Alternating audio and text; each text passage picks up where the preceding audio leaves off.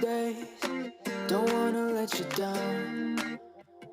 With each breath we give away, it'll never be the same.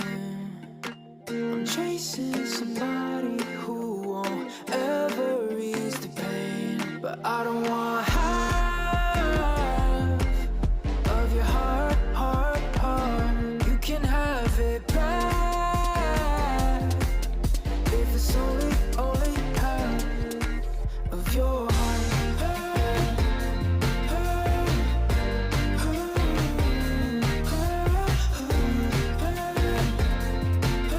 If it's only half of your heart.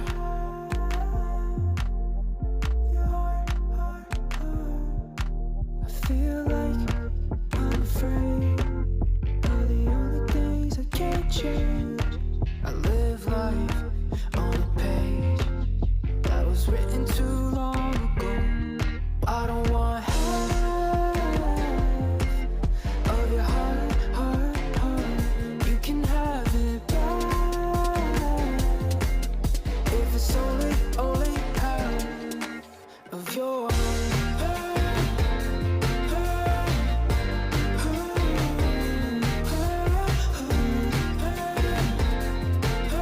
If it's only half of your heart.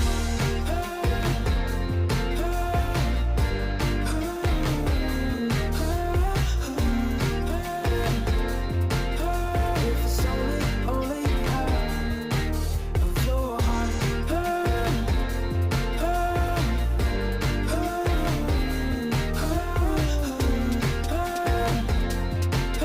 If it's only half, but I don't want half of your heart, heart, heart.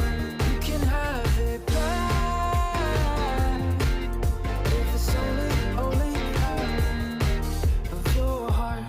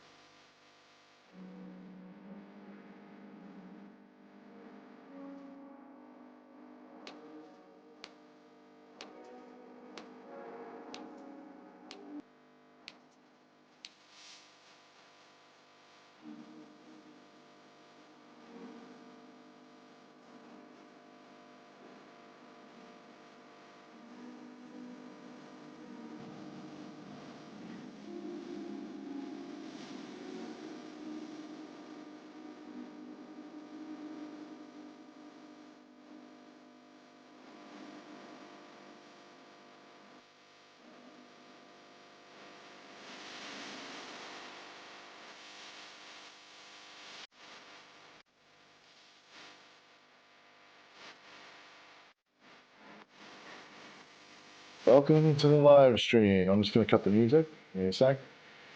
And we're going to switch the camera over. So welcome to the live stream. This is System Build 34. This is the Build It with Brian series. We're going to be building an AMD AM5 system today. Just going to go over some of the hardware that we're going to go over that you're going to require to build the system, as well as going through the whole tutorial of building a system. Please feel free to ask any questions in chat while I'm going along. Always a good distraction for me while I'm building a system. So could be on this topic, could be on any topic that you want. I'm going to switch over to the overhead, and we're going to get to actually building the unit and going over the hardware first. So let me just switch over to that. There we go. All right, so what we really need to do before we start is we obviously need some tools. So you're going to need a screwdriver. Doesn't have to be electric, but it can be any type of screwdriver with a Phillips head. Phillips 2 is probably your best choice, or Phillips 1. A knife of some sort to open up boxes, a USB flash drive you're going to also require for loading Windows. I already have this preloaded with Windows 11. We have another tutorial video out explaining how to load this USB flash drive. So if you're interested in that, you can check out that video at any time. We also need a pair of cutters, which just regular diagonal cutters, nothing very special there, just to cut the wire ties that we will need also. I have some extra wire ties just in case, because I like to have really good cable management, but again, you get some with the power supply, so you can use that if you want. Moving down onto the hardware, we're going to have a few pieces of hardware that you're going to require. All of these items are in the description, so if you want to order any of this stuff, you can order it from the description. We do not get any type of affiliate for any of those items that you order down there. We are just straight up, you can buy it from anywhere you want. It's just the links so that if you want to find the specific models, you can do that. So it's not anything about money, it's more about just get it built. So to start with, we have the power supply. This is a Thermaltake Smart BM3 650. This should be semi-modular, which it is. It has semi-modular connections. This is also PCIe Gen 5 ready, which means it has that new little stupid 16-pin connector that works for those new graphic cards if the customer wants to use a graphic card in the later future. It is ready for it. So moving on, we're also going to have a Be Quiet fan. This is just a case fan that we're going to add to the case, since the case only comes with a standard amount of airflow. There's no case fan actually. So we're going to add one just to have a little more airflow. Simple, inexpensive, but it just keeps the system running cool. For the cooler itself, we're using ID Cooling IS55 Black. We're not going to be using any type of standard AMD cooler because, I mean, I say standard, but we mean like stock cooler. First of all, this doesn't come with a stock cooler, and second of all, a stock cooler wouldn't fit in this case. So we have to have a low profile cooler. That's what this is, a low profile black cooler, and I will show you how to mount that and install that. We do use the, for this, we do use the alternate mounting method that offers a little bit more coverage and it offers a little bit cooler response. So I'll show you what the differences are between the two when we get up to that stop. Moving down, processor, we're going to have an AMD Ryzen 7000 series, but it's a Ryzen 9. It is Ryzen 9 7900X. RAM, Corsair, we're going with 32 gigabytes of RAM. Most of our systems that we sell are usually 16 gigabytes because we usually do mostly business machines. This is still a business machine, but it's a little extra, gives us a little extra oomph, a little more room. So we got 32 gigs of RAM to run with it. Since we're not using a graphic card, we can spend money elsewhere. Hard drive, this is a 500 gigabytes P3 Plus. It's a little bit faster. It's a PCI Express 4.0. This is more than enough space because, again, this is going as a business computer working on a workstation. So that's plenty of space for a workstation. Moving down, motherboard.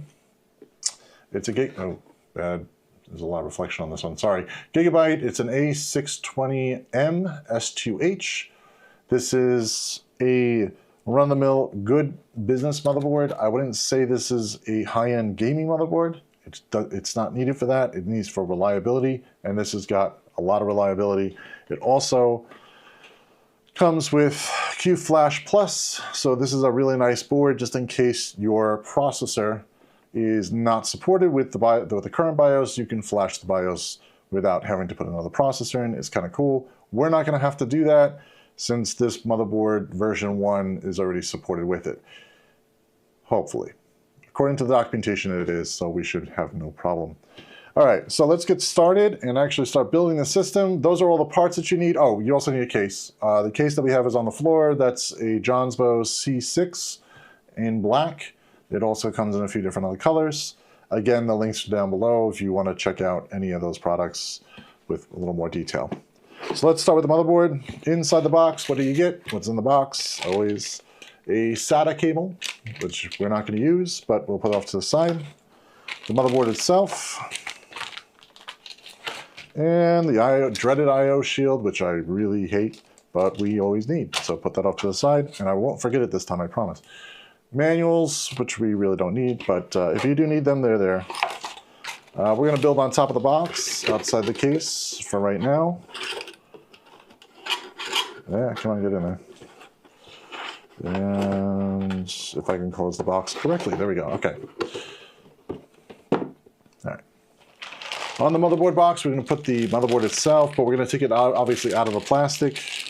The plastic on the inside of this plastic is electrostatically discharged plastic, but on the outside it is not, so we don't want to build on the plastic. We're going to take the plastic out of the way, and we're going to put that directly on top of the cardboard box and align it, hopefully. There we go. Just to go over the motherboard, there's a lot of features on here, so I'm just going to go over them really quickly just to get you guys familiar with it, because once it goes in the case, you're going to have a really hard time seeing it on camera, so that's why I'm going to do this outside and up front, nice and close and personal here. So to start on the right side, you have your USB 3.1 or 3.2 connector. I think it's 3.2. It's a 3.2 connector going directly for the front of the case. You have your front I/O, not front I/O, I'm sorry, front panel connectors. Front panel connectors are going to be basically like your hard drive lights, power, your reset button. They're all labeled on the board itself, or you can also reference the manual if you can't see that little labeling. System fan 1 is just basically your internal fan, which we're going to probably use for plugging in the fan that we're adding to the system. USB 2.0 headers are here, 1 and 2, which is also USB 2.0. The 3.0 or 3.0 above is always on the side here for this board, and that one is a little bit smaller. Moving down, there is a TPM module, which we're not going to utilize because it's already built into the processor, but if you want to add a specific TPM module, that's where you would add it. You can move down a little further. COM ports obviously removed because we're not using that. There is LED connections. If you have a LED lights, you can connect them here. We are not doing that, but if you have them, they are optional on the board. And you also have your front panel audio connector if you have one for your case. That's where you would connect it. Front panel audio is kind of nasty, but if you prefer it, you can do that. Moving up the board a little bit, actually let's move up here first. This is basically your graphic card slot. It has a release handle. If you have a graphic card, you want to push that down first and then put the graphic card in. When you put it in, it will lock into place. We are not using a graphic card, but I'm going to leave it in the open position just in case the customer wants to add it later. They don't have to worry about it being in the lock position. Moving up a little bit above that is your NVMe socket, which is right here. That is where the NVMe drive is going to go, which is your hard drive. That is also the mount point for it, and it will hold it in place. Moving up a little bit further, this is the PCI Express socket for any other add-in card. You have one socket for this board because it's a very small board, but most people aren't even going to use it most of the time, so it's there if they need it. Moving down a little bit more, you also have your RAM sockets up here, which your RAM sockets, I'm going to open up the clips so they're in the open position. We're going to install the RAM in there. This is DDR5 memory. In this case, we only have two sticks of RAM, and there's only 2 slots. If you have a 4-stick motherboard, or in other words, 4-slotted motherboard, you'll want to make sure that you put them in the proper sockets. They will be labeled up here on which ones are in the correct positions, like A1, B1, A1, C2, like whatever it is, it will be labeled up there for you to make sure that you put them in the correct sockets. If you're unsure, you can always check your motherboard manual if it's not written there, and it will let you know which ones you should put them into if you're only going to use 2 of the sockets out of 4. If you have an AM5 motherboard like you do here, and you are using all 4 sticks of RAM, you may end up not getting the full speed of that RAM. There is some glitches with that. Right now with the AM5 series processors, that's kind of why I'm also sticking with only 2 socketed boards right now. But just in case that's, you just upgrade your sticks and just change them to different ones at that point. Up on top over here, you have your CPU itself, the CPU socket. You have your CPU fan connector up here, which is where you're going to plug in your fan. Power connector for 24-pin is over here. You have another system fan too, if you want to plug in another system fan. Whichever one is closer is the one that you're going to plug into. It doesn't really matter. They work the same way. Just the one for CPU, you want to make sure that that is plugged in for your CPU fan because it is going to monitor your CPU temperature. and therefore you'd want that fan to ramp up and down based off of your CPU temperature. Moving back down the board a little bit, you have SATA connectors. We're not going to be using these today, but if you have a SATA hard drive, you have 4 spots you can plug them in. We're going to be using NVMe only, so we have just extra expandability later if we want to do that. Moving back up the board, you have an ATX 12 volt connector. This is another power connector. That is also looks kind of like a PCI Express connector, so just be very careful about that. Make sure it says the one for CPU or motherboard on the power supply. I will show you that once we get to the power supply connections. I/O.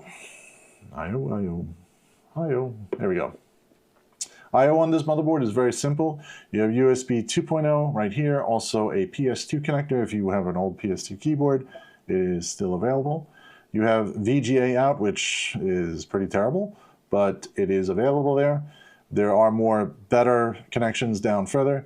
Qflash-plus, this is the button for Qflash-plus. If you want to use Qflash-plus, this is the button you would push. It is also labeled on the I/O shield if you have the I/O shield in front of you. USB, this is USB 3.2 connectors, and then you have your video out, which is your HDMI below and your display port above it. And they look kind of similar, but they are totally different. You have also some more USB 2.0 connections, and you have one Ethernet adapter, as well as some audio. Audio-wise, if you need to plug in speakers, it would be in the green socket. If you have audio that's like 5.1 surround, you may end up with having to use all 3 of these. Again, at that point, if you're doing that, you may want to reference your speaker manual and see which one to plug into. The software on this board will allow you to change these up, so you don't, if you do misconnect them, you don't have to go back behind your computer to reconnect it. You can just change it in the software, and it'll be perfectly fine. That's about it for the motherboard. Not really much here. A CMOS battery is down here if you really care for that.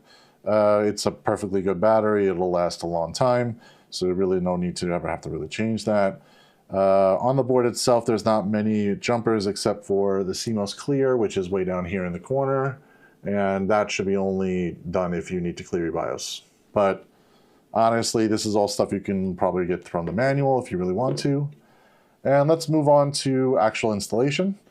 I'm going to keep the I/O shield off to the side. I will not forget it this time, I promise. And we will move on to actually installing things. Let's install actually the hard drive first to get it out of the way. That's just going to go here. We're also going to install RAM as well. And then we're going to install the CPU. I go in this direction because the RAM is a little higher up, and I want to make sure that the CPU cooling fan will clear it before I put it in, so that's why I want to have RAM in first, if I'd have to do that. But I want to also do the drive first because it's underneath where the cooling would happen. So this is the hard drive itself. Hard drive does come with an extra screw in there, which we're not going to utilize. I'm just going to get this case open here.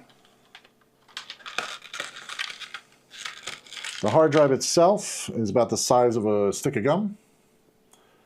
So just to give you guys an idea, this is a P3 Plus, so it's a little bit faster drive. It's going to go with the notch side. There's a notch on this, which is going to line up with the notch that's on the motherboard for the connector. It's going to go on a 45-degree angle in, and then it's going to get tagged down on the right side. This is wobbling a little bit. Sorry, guys. All right, so anyway, to do that, on the board itself, the board has a little retention clip, so we're going to just put it the right direction, which is weird that it's in the wrong one. We're going to pull that up. It is toolless, so you don't need a screwdriver or anything, which is awesome.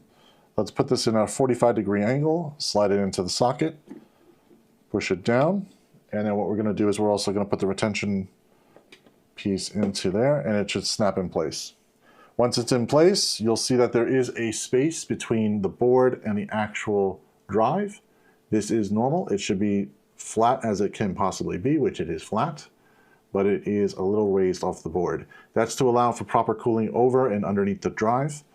And that is all that you need to do for a hard drive installation. It's pretty simple. We're going to move on to now CPU. I'm sorry, RAM. RAM first. And let's do RAM. Let's open up the container here. It's already open, I think. Huh. Is that open? Oh, no, just the sticker came off. That's fine. All right. And the RAM itself, This is DDR5. This is Corsair Vengeance memory. It is a fast memory. It is, let's actually read it off. It is 5200 megahertz memory. It should be overclocked to 5200, so you'll probably need XMP on for it to reach that speed, which we will do, and we will also run a test. We may not run the full test on here, because obviously 32 gigs of RAM, it's going to probably take all evening to run that test. So, but let's open this up. We're going to take the RAM out without damaging anything. Okay, there we go. When you take it out, you're going to notice there is a notch in the middle of the RAM socket here. That notch will line up with the notch that's on the board. You should put it in that same direction so that it fits into the socket. If you're unsure, don't push hard and just realize which way you pushed it, which I put it the wrong way. See, I knew it. So if it's the wrong way, just flip it around and make sure to line up the socket first to make sure it's good, and then push straight down. You should hear a click.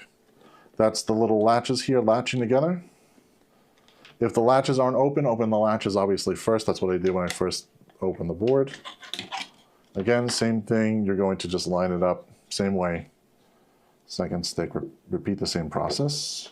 You're going to hear it latch in place, and it will click in place. Now at this point, we're just going to take the plastic away. Just clean up a little bit so that you don't have a ton of stuff all over the place. So we're just going to get rid of that out of the way. Be sure to recycle all your boxes. But I'm not going to tell you. I'm not going to tell on you if you don't. So, anyway, SATA connectors just put off to the side. We're going to move that out of the way. But we're also going to prep the socket for the ID cooling installation, which is next. So we're now going to put in the CPU and we're going to prep the socket. I'm going to first prep the socket. I'm just going to remove these two things because I know we don't need them. So they're just going to remove the two default brackets.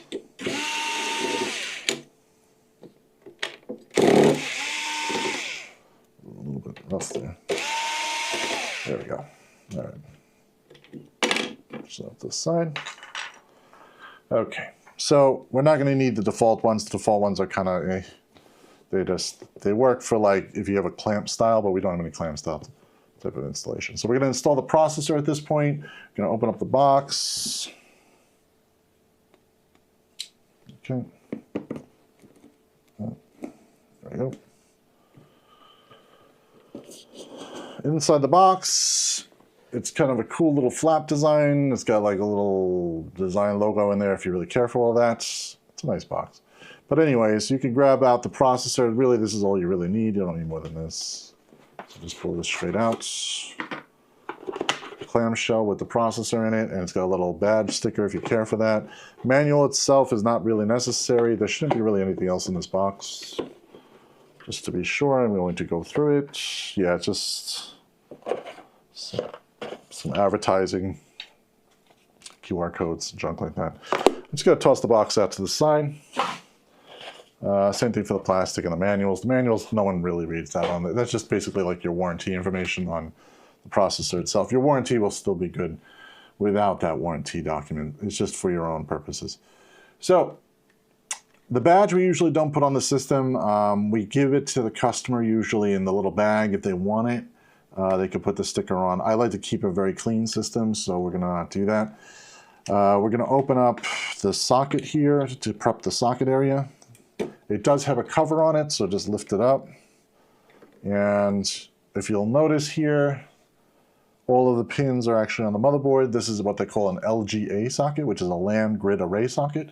A land grid array socket means that there are no pins on the processor, but there are pins on the motherboard. So you got to be very careful with the motherboard not to damage that. That's why there's a black cover covering all the pins. In fact, most of the time this makes me nervous even leaving this open long enough to not put the CPU in yet, but I'm just going to show you guys there are pins there. It's kind of hard to see.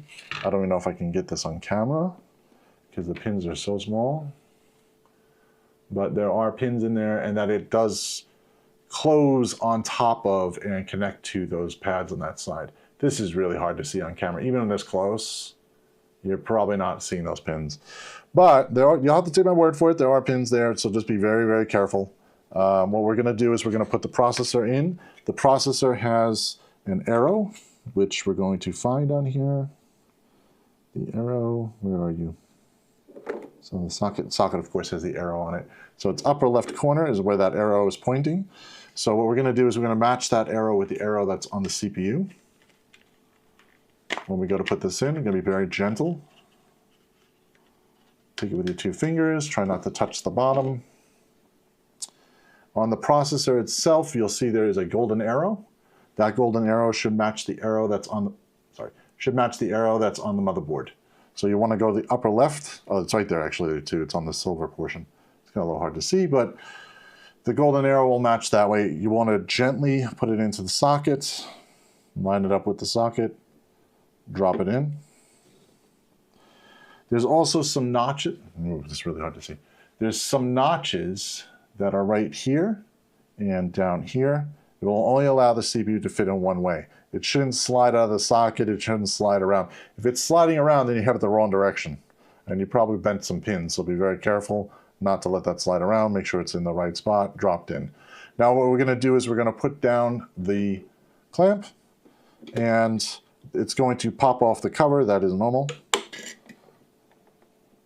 The cover will come off. The cover you can put off to the side. If your motherboard has a defect or a problem, you'll want to hold on to that.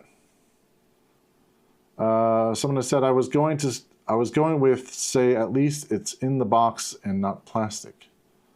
Then you open the box. Of course it's plastic.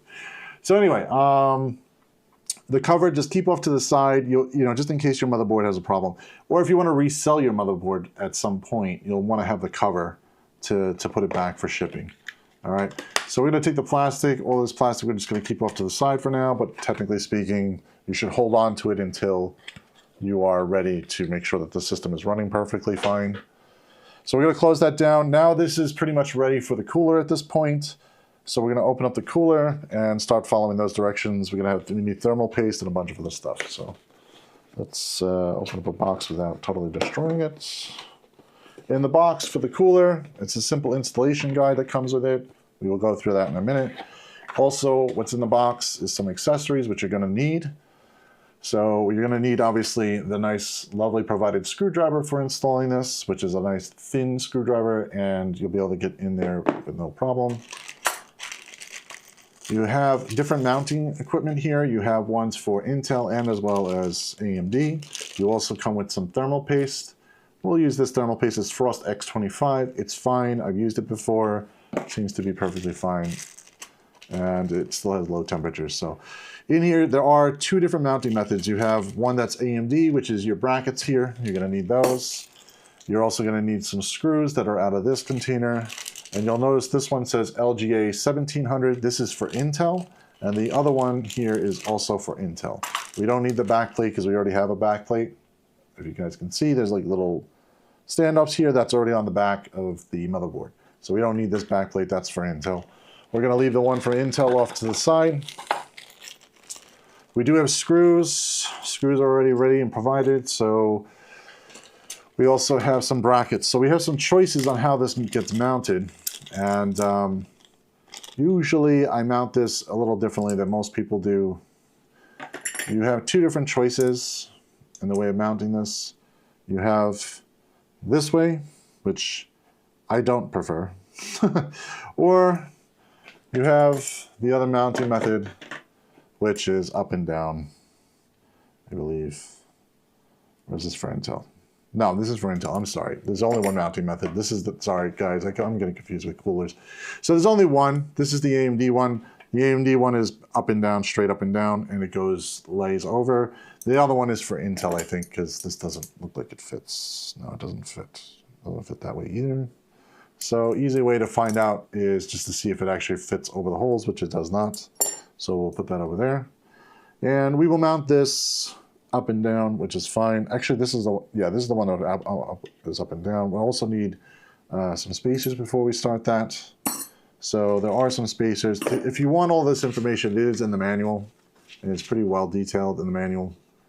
Yeah, AM4, AM5. Right here in the manual says to remove the 2 defaults, put in the new brackets, make sure they're on the outer end, so they're on the outer spots. And then you're also going to put in some spacers. You're going to put some thermal paste, and then you're going to screw it down. If If you want, this is in English down below. It does explain it. The pictures are pretty good. You know, they're not that bad. So we're going to take this out. We're going to take out the pieces we need and the screws we need. Hopefully without too much confusion. So we have the 4 spacers, which are going to go on the standoffs that are already there, which is the back piece. Put that here, sorry, hand out of the way. So these all 4 spacers go there. And here we go. So we got to figure out which ones are which. Okay, it's using the silver ones. So we use the silver ones. The black ones are for Intel. So we'll get rid of those. I'm surprised they don't label this. I'm kind of like a little shocked that they don't label this stuff. This is also for Intel, like the top screws I think are for Intel as well. So there's no need for that. So you need these 4 screws. But before you put those 4 screws down, of course, you got to put this on top. So these are the brackets that go on top. They're going to go with the standoff going towards the outside of the processor. Okay, so it's going out this way. It's like a C like this and a backwards C. So a C and a backwards C. And that's going to get screwed in to the board through the standoff that's already there, the little plastic standoff that's going to separate it. Pretty sure that's the right one. Let me just double check.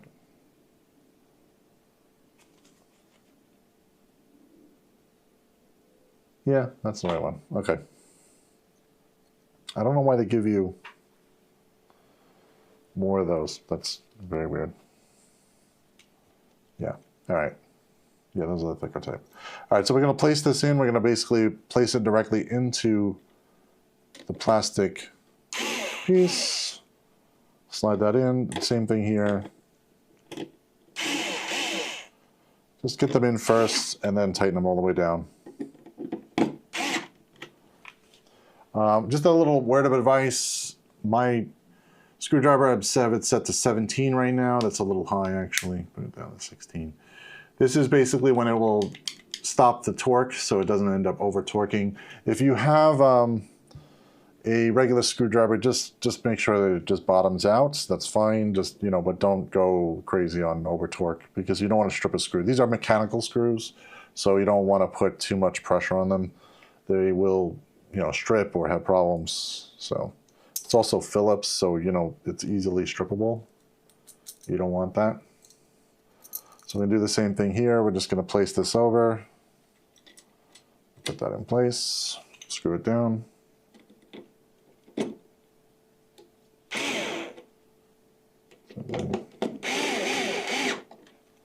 thing. In place.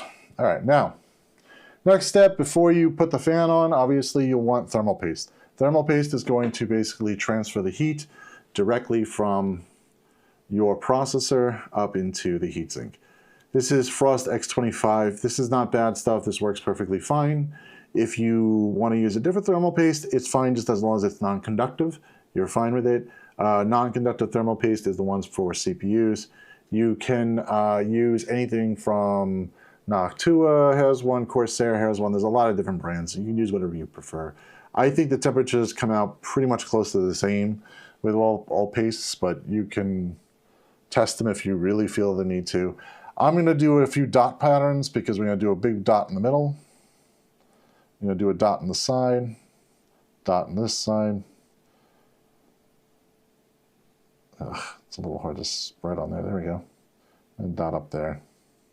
This is way enough thermal paste. You don't really need a lot. You also could just put more if you want. Just realize it's non-conductive, so if it does spread out and split off the processor, it's not the end of the world. It's not going to destroy anything. It's just going to look a little messy if you do anything more than that. I'd recommend just that amount. That's plenty. You know, you don't have to go crazy on this. The manual, let me see what the manual claims, just to make sure that I am leading with that. Okay, it does not specify how much thermal paste. Not really. All right, they don't specify what type of thermal paste, how much thermal paste, but I usually do the dot method. I do like a 5, looks like a die 5 kind of, you know, formation there. So, moving on, get the box out of the way. It's the heatsink and fan. The heatsink and fan itself, it has the power connector for the fan. Just make sure that's out of the way when you're mounting. Also, at the bottom, there is a sticker for covering the actual heatsink. So what you want to do is pull that off before you install. There we go. When you peel that off, you'll notice it's just a flat surface. That's fine. That's what you should have. It does say to peel it. It does say a warning. But be sure to remember to take that off. I've seen 1 or 2 people screw up and not put that in place and take that off, and then find out their system's overheating. Now, the way I like to install this is a little different than what most people like to do. I like to try to make sure that whichever way I go, I do not block anything. If I go down this way, if I go this way, I'm blocking the socket a little bit. If I go upwards, I am blocking nothing. So I'm going to go upwards. It's just going to go over the RAM a little bit, but we're not going to change the RAM anytime soon. So it should be perfectly fine. I don't want to block the hard drive because if there is a problem with data or something, this is probably going to be the most accessible thing that you're going to need to change. RAM is usually okay with no problems, so I don't mind blocking the RAM. The RAM, by the way, this has a cutout for the RAM, so it should fit with no problem, which I'm going to double check just to be sure. Yes, it goes over with no problem.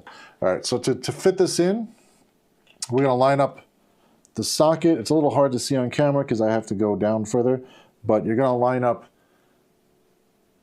this flat heatsink portion down to the actual IHS, which is down onto the processor itself. So it's going to line up to there.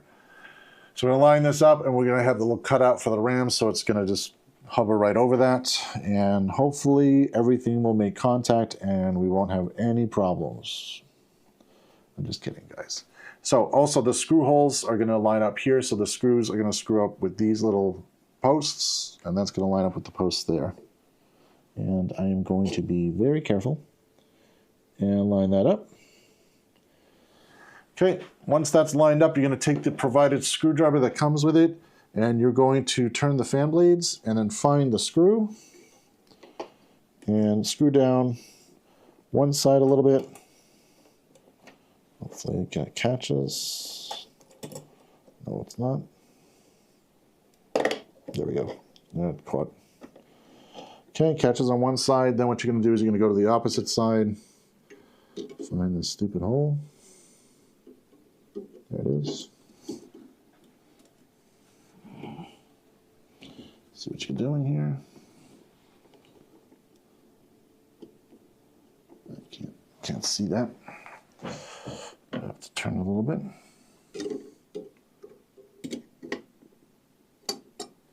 Okay.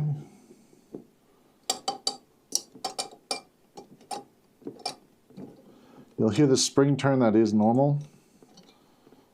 It should screw down. I think I got it. Let me double check. So before I lift everything off, I'm just going to give a little pressure and make sure I've got it, which I do not. I got one side, but I did not get the other side. It's kind of hard to see. So what I'm going to do is push that down and through. Sorry guys, but the camera angle, it's probably horrible, but it is a little hard to reach this screw. There we go, got it. And then I'm going to just turn it this way and line it up. And pushing in. Okay. All right, that should be lined up.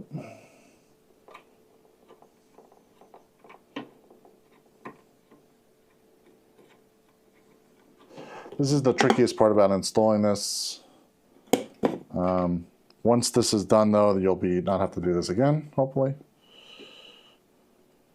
I think if I got it lined, I don't know if that's straight. That's not straight.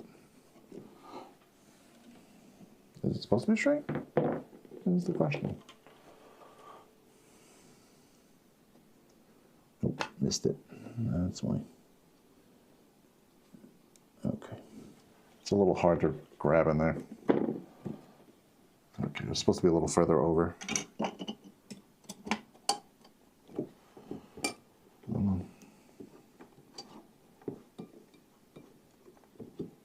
Maybe I should have got the other side first. I think I might have tightened this too much on this side. Let me get the other side first. So I'm going to switch it up. I'm going to go to this side first and push down. Because I can't see this side very well.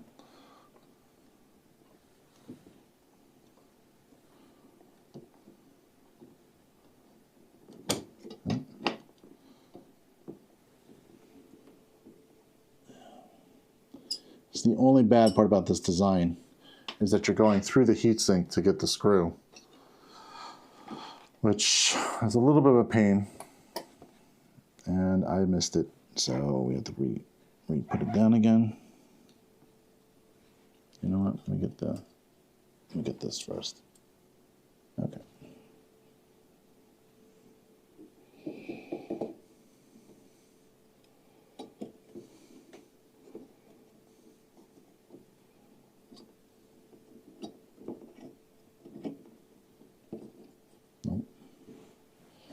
I'm having a hard time finding this. I've done one of these before too, and it's never given me this much trouble.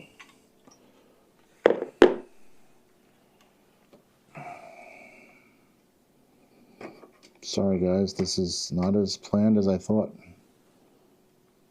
There we go. That should be on there.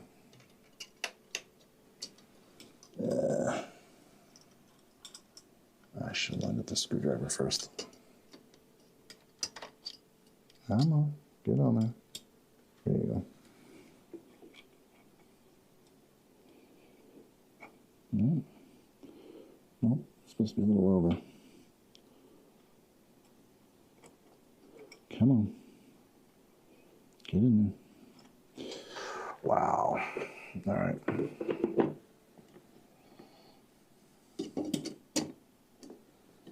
That should be lined up.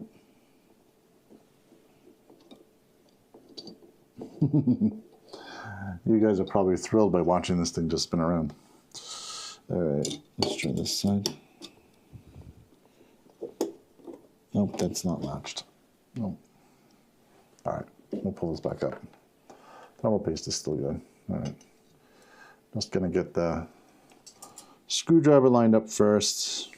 So what I'm doing here is I'm just getting the screwdriver lined up inside the hole first before I place this down. I think I should have probably done that first. And get that on there. There we go. Now it's on there. Okay. And now this side is perfectly lined up. Supposedly. Or not. I don't know why this is not lined up. There we go. Ugh. The tolerances on this are very, very small. There we go. And let me just get back in here. There we go.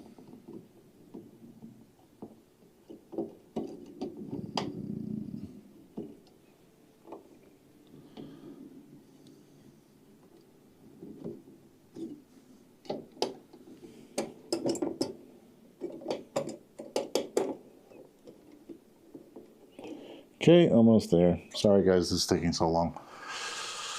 All right, let me just double check here. I just want to make sure that I am clearing everything.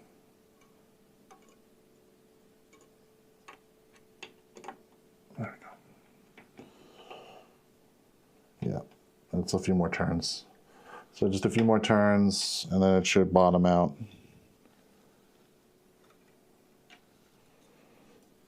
Riveting content of me trying to put a screw in. All right. This is the most important portion to make sure that everything is fully tightened. I also hate the fact that you have to put this through a fan blade to see what you're doing. By the way, if this really bothers you putting it through a fan blade, you can take the fan off. I am just literally being lazy about it. Now it's tightened down all the way. Same thing for this side. We're just going to get it right through the fan blade and just tighten it down. All right. Oops, missed a little bit. All right. There we go. All right, now we're down. Okay, now we're tight with the IHS. Everything is tightly down. And I'm just going to ground out the last bit of this connector here, this side. Just going to finish it out. Should be nice and tight. There should not really be any wiggle room. Shouldn't wobble or anything. It should be perfectly in place. Now, if you want, you could take the 4 screws out here and undo this fan. But lining up that fan again back into the cover case is like, it's a little bit hard to do. So that's the reason why I don't want to do it. But you can do that if you want. That would probably save time. If you're really having a hard time getting, past the fan, you can do that. I'm going to ravel up some of this cable, and we're just going to tie that up really quick. There's a cable tie, but it doesn't matter. Cable tie, just to keep the cables straight. You want to start cable management right at the first part, because if you don't, with this small case, you're going to have a hard time putting everything else back in if you don't start managing right off the top. So I'd recommend that you start managing as soon as you possibly can. And in this case, we're just going to put this cable right directly onto the CPU fan header, which I showed you guys before up close, so you're welcome to do that. It is a 4-pin connector. It is pronged out one way. If you're pushing really hard, then you know you're doing it wrong. Make sure to flip it over. Maybe you got it the wrong way. I'm going to tuck the cable up and underneath, just so it's out of the way, more closer to the RAM. So just hidden in there. Down further below, just out of the way, so it doesn't get stuck in the fan blades or anything else when we go to put it into the case. This screwdriver you're not going to need anymore for right now, so just put it off to the side for now. That's pretty much the only use for it. All of your other stuff for the fan itself, you should probably pack that up just in case you switch to an Intel at a later point in time.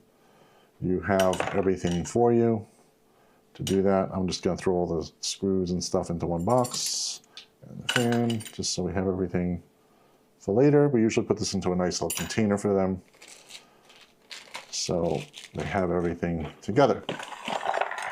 Right now I'm just going to put it off to the side. I'm going to make it look nicer later. Right now it's just kind of important to get it out of the way. Same thing with the extra thermal paste. Tape out of here. And we're ready for putting this into the system, kind of. So this is all there. This is out of the way. Just clean out your workspace a little bit so you have room. Let's put this off to the side for now. Let's get the case up here. The computer case itself is a Jonsbo C6, which is a pretty small case. We did an actual full review on this case a little while ago. It is toolless to open it up. Everything else inside is not really toolless, so you're going to need to actually, unscrew these and adjust things. So you're going to need to do that by yourself with a screwdriver, but all the panels pop out. So I recommend you pop out all the panels first to get them totally cleared out of your way. Before you start any type of build, you want to have a clear building platform to build in. So we're just going to get all the panels out. And inside the case itself, pretty simple. It comes with some screw sets. We're going to take those out, hopefully without too much issue. There we go. All right. Oh, I hate these things. They come with these metal ties. Make sure all these metal ties are removed. Do not use these. Use the plastic ones. You don't want metal jingling around in your case. It's a bad idea. So what comes with it, you get a few cable ties, which we're going to use. We use some black cable ties. We'll put them off to the side. They're a little bigger, which are nicer. This case does come with everything nicely labeled. Plastic bag just out of the way. All right, so what it comes with are some motherboard screws These are motherboard screws that have motherboard plus a washer. Those we're going to put off to the side. SSD screws, which are for your SSD hard drives if you have them. We're not using those. We're not going to have them. What else is basically a little extra motherboard standoff as well as a screw down to help you screw it down into the socket if you need that. We are probably not going to have to really adjust too many of those, so it should be fine. It also comes with some case fan screws that are a little thicker, that have not a machine thread, but more of a regular like biting thread. Those are, we're going to put off to the side. We may not use those. We may use them, we may not use them. Probably not. I think the Pure Wings 3 comes with some screws, so we'll probably use those. Comes with a little bit of Velcro, if you want to use that. Again, it also comes with an extra clip. This extra clip is here. So if you break one of those, you have another one just in case. It is a spare. And some Chinese if you want that. No need for that. Okay. So inside the case, we have the front panel connectors here. These are going to be connected at the ends or close to the end when we put the motherboard in. So we're just going to move that off to the side. But we're going to actually, what we're going to do is we're going to put in the front case fan first. This is not set up for 120 right off the top, which is what we are putting in is a 120 millimeter. So we're going to have to move these bars around just a little bit. They are set up for an SSD or an HDD, which is labeled here. So what we're going to have to do is move this one bar down further for it to basically fit a 120 millimeter fan. This is optional. If you need to put an SSD or an HDD, you would be able to mount them here, and they would just be floating kind of in the air there. Personally speaking, we're not doing any of that stuff, so we don't need that. We're just going to unscrew, and we're going to unscrew here. It's easier to do this before you start putting the motherboard in. If you do this after the motherboard, you're going to have a hard time putting your hand in there to actually put the fan in place. Tighten it down. Let me get this out of the way because this is making it hard to see. There we go. All right. So I just moved it from here down to 1, and that should be 120 millimeters to make that work. If you really care for this, you can actually measure it out exactly. I personally don't care really too that much. It fits. It should be about 120 millimeters. If you want to go 144 millimeter fan, you're going to have a hard time here. You might be only get 2 screws in it. You probably will not be able to get the other 2 screws in. Box off to the side. Inside the box for the Be Quiet fan is the fan itself, your cable, some screws. That's all that's really in here. It's an easy device. Now, what you're also going to notice on this fan is the fan direction as well as the fan air direction. So you'll see that there's an arrow going this way. That means the air is going from this side through to the outside. This is very important to notice because this is the way I want this to go in the case, like this, basically.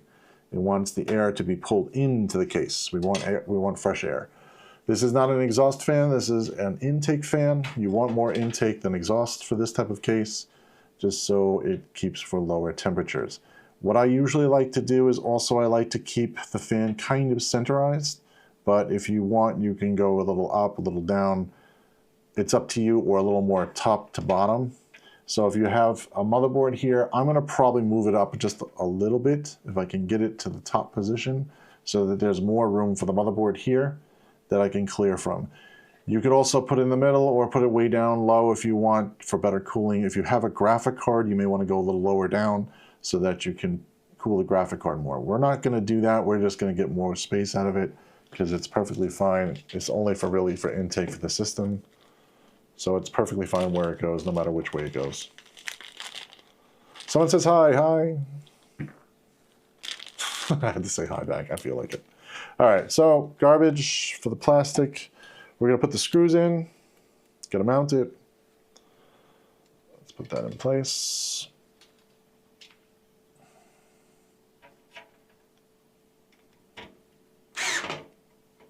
All right. Get the first one in so it's nicely aligned, and then work on the next screws.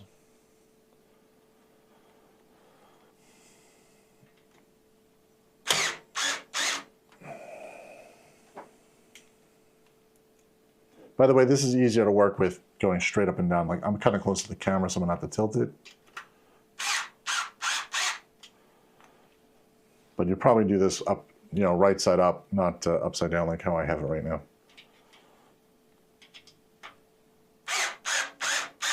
These screws are fan screws because they bite into the plastic to hold the fan in place. I only recommend putting this in once, but if you want, you can readjust these a little bit, but do not take the screw all the way out. You're better off just backing the screw out a little bit, like this one is popped all the way through, which is a pain that it went all the way through.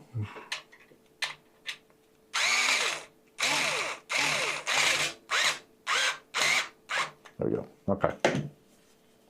So now the fan's in place. We're going to take the cable and we're just going to put the cable outside the case for right now. Just also the cables for the front panel connectors, I'm just going to push those out towards the front so that we're clear and we can get down to the motherboard section. Motherboard section. So let me put this downwards. Now we have the motherboard. Motherboard's going to go here. I/O shield is going to go here, which I am not going to forget because I'm going to do it right now. Let's take the I/O shield out and mount that in place. By the way, if you noticed, I did not do the power supply yet. Sometimes we do the power supply first. In this case, we can't because the power supply goes right here and it will block the motherboard since this is a very small case. So what you want to do is get all of your other internals done first before you start doing power cords and stuff like that.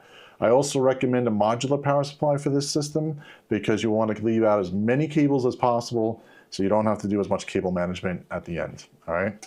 So going over the I/O shield really quickly, this is a very sharp piece of metal. If you think knives are sharp, this is sharper because this is literally a piece of aluminum, but it is really, really sharp on the edges, so be very careful with your fingers.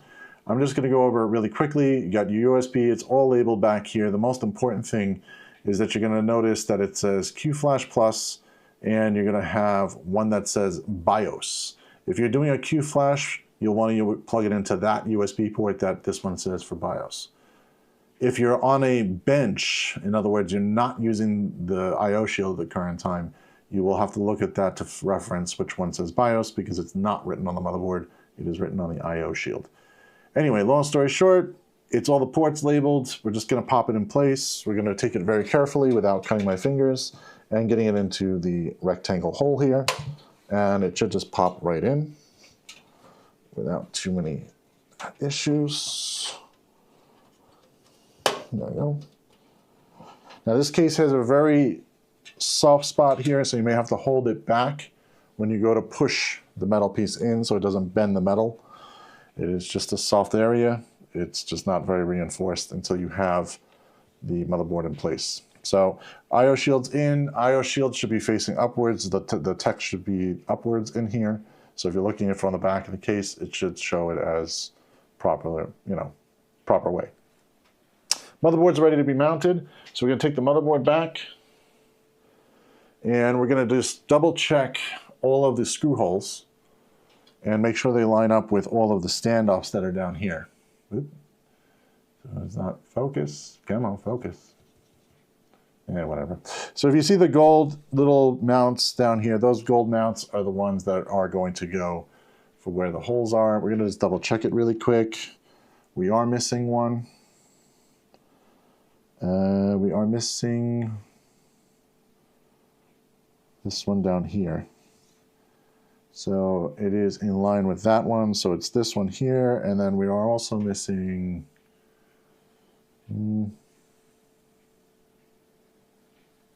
this one has to come out. So that one doesn't actually exist. So I'm going to put the motherboard off to the side. Going to just take out some of the motherboard standoffs. I'm going to use an iFixit kit, but you could use whatever you want to take these out. I'm going to use just the one that's basically a little nut driver so that it will take this out easily, but you could also use a pair of pliers if you have a pair of pliers. But a pair of pliers may scratch your case, so you may want to use something like a nut driver, which is just a hex nut driver that will take these out. And I'm going to move it into proper position. Maybe a little hard to turn because it has probably been used they probably used a mechanical screwdriver or battery operated one. But we're not doing that. So we're going to use this and we're going to line it back down to the bottom one. I'm just going to move it back into place since this one was missing. Shoot. This one was missing. I dropped that. Okay, here we go. Take two. I'm going to line it up. Just screw it back into the bottom, into the proper spot. So now, when it's screwed down, it's nice and tight. You can see here, those motherboard standoffs are now lined up in the proper spots. Just going to double check this last one over here in the corner. That is wrong, actually. Okay, one more to change. So the one in the corner here needs to be pulled over one screw hole. This motherboard is actually very weird. And weird by just meaning it's got weird placements. It's not the end of the world. It does have those screw holes, so we're good. Just got to move it over. All right, so now we got it correct. At the bottom, we just changed up. We added one here, and we moved that one over one. And now it's in the proper screw hole. So now when we put the motherboard in, we should have 1, 2, 3, 4, 5, 6, 7. So count up all of the ones that you have. Make sure that they match. If you don't have 7, you haven't screwed in 7, then you need to start over because you made a mistake somewhere, and you don't want to have one of those down against the board if it's not actually screwed in. You don't want to actually ground out your board. So to get this board in, you're going to have to kind of go on a little bit of an angle to get it in, to get to the I/O shield, as well as all the cabling out of the way. It's going to be a really tight fit, really tight, so tight that it may have to be moved over a little. There we go. Okay. There we go. Once you're in, you want to double check the I/O shield and line it up with the I/O shield in the back. So look at the back, line it up, and you want to also line up the screws to the screw holes with basically the holes with all the standoffs. So what we're going to do is we're going to get that in place. We're going to take one of the motherboard screws out. Let's take these out. Here we go. The motherboard screw looks like this. It's a little thicker. It is still a machine screw. It does have a Phillips end on it, and it does come with washers. The washers are kind of optional. I'm going to put the washers on anyway because we already have them, but they are not necessary because the motherboards that we have do have metal grounding already there, so you don't really need the washer. But out of a good practice, we're going to do it anyway. There's nothing that's going to hurt it by doing this. It's just a little extra step. Personally, I can't stand these washers. They're probably going to slip. No, they're going to slip right off. So forget it. I already, the minute I turn it over, the washer is going to come right off. So we're not going to do that. But there's already grounding there, so you don't really need the washers. All of the holes that are for the motherboard already have this metal grounding around it, so it's not necessary.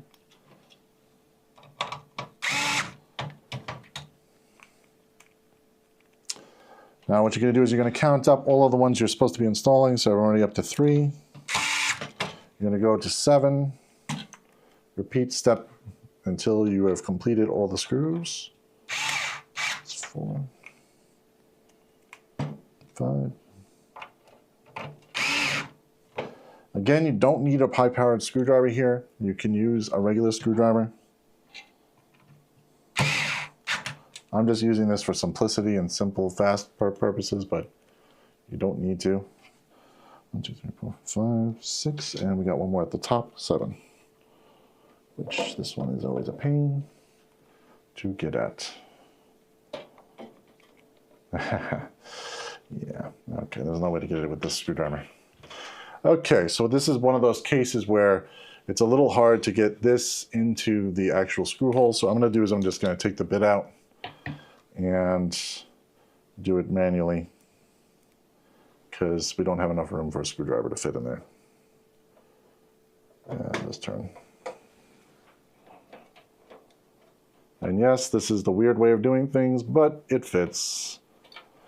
when you're working on smaller cases, you may also not be able to use a longer screwdriver. You might have to use a long bit or something, you know, a very short bit for it to get into there.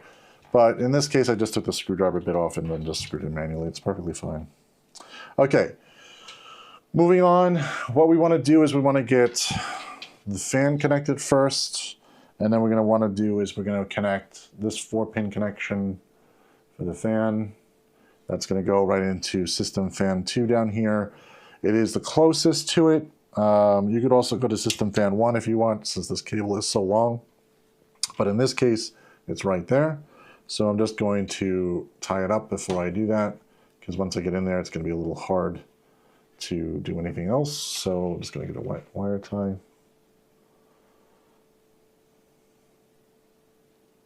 Again, like I said, try to do cable management as you go along with this case, because if you don't, you will regret it later. You'll have to take things apart to kind of get at them. You know, the little aspect of, you know, a little bit of pre-planning does help with smaller cases. If you're in a larger case, it really doesn't matter too much, but in a smaller case, you want to have a little extra time to spend on that. It'll also make it easier for maintenance later. If you need to clean out the system or something like that, you have a little bit extra room available to you. I'm going to also tie this to the bottom part of the case so that it is staying out of the way of the fan. There's a lot of mounting holes here, so it makes it really easy to do that. If you just get that in there, there we go. And tie it down.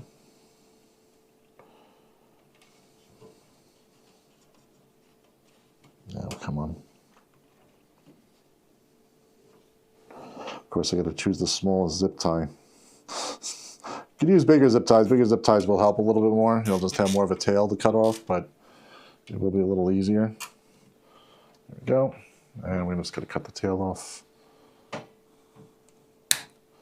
That should sit flush. There we go. Okay. All right. Then I'll just keep it out of the fan way. I don't want wires flopping around everywhere, because if you have flopping wires going everywhere, you're going to have a hard time finding out, you know, really quickly that this fan is going to get jammed with something, or this fan will get jammed with something. So you want cables away from everything. That's kind of important. We're going to plug down the front panel connectors next. They're pretty easy. This one's actually got an easy case because it's already pinned out for you for the front panel connector. It just says F panel. It's kind of hard to see. Sorry, guys. F panel. F panel is just going to connect right in. You don't have to worry about like which direction because it only goes one way, and it is going to go the one way that I said it was going to go. Okay.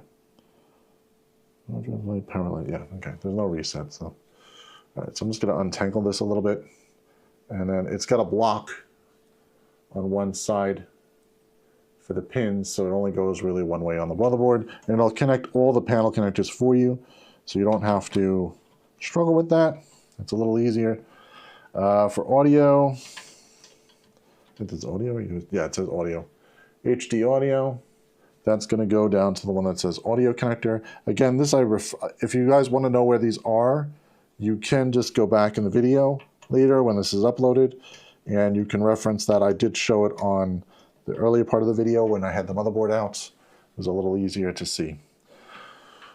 Same thing for USB 3.1 or 3.2 connection. It's going to be the only one that looks like this, very small pins. It has a notch out only on one side. So that's going to notch and then plug into the board on the side part of the board in the front. So we're going to push this back and we're going to plug that directly in. Again, that was in the beginning part of the video. You can take a look at that a little later if you want to go back and find out where that is. We're going to take all of these cables and kind of tie them together out of the way and down to the bottom. Sorry guys, I'm going to have to pull it more closer to me to grab it.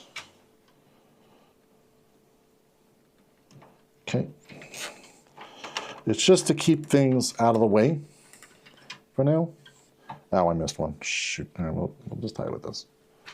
All right, that's okay. Just tie it to the other cable that we just missed. I'll tie it around. It's fine. Just another cable tie.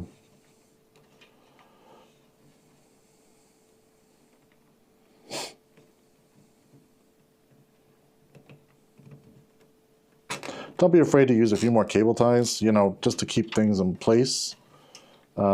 It's best to keep cables, you don't have to keep them too tight, that's the only bad thing, so just be careful, don't go too tight, but you have enough cable ties so that everything stays in place. A few extra cable ties isn't going to hurt anybody. Of course, if you talk to any of my other technicians, they scream at me because I use way too many cable ties, and that's okay. My other fellow technicians understand that I would rather have something not loose than to have something loose and flying all around inside the case. So I like to make sure the machines never come back on the aspect of, oh, my fan makes a noise because, you know, some stupid wire got loose and is running around the case like a little Mad Hatter. So, you know, we don't want that.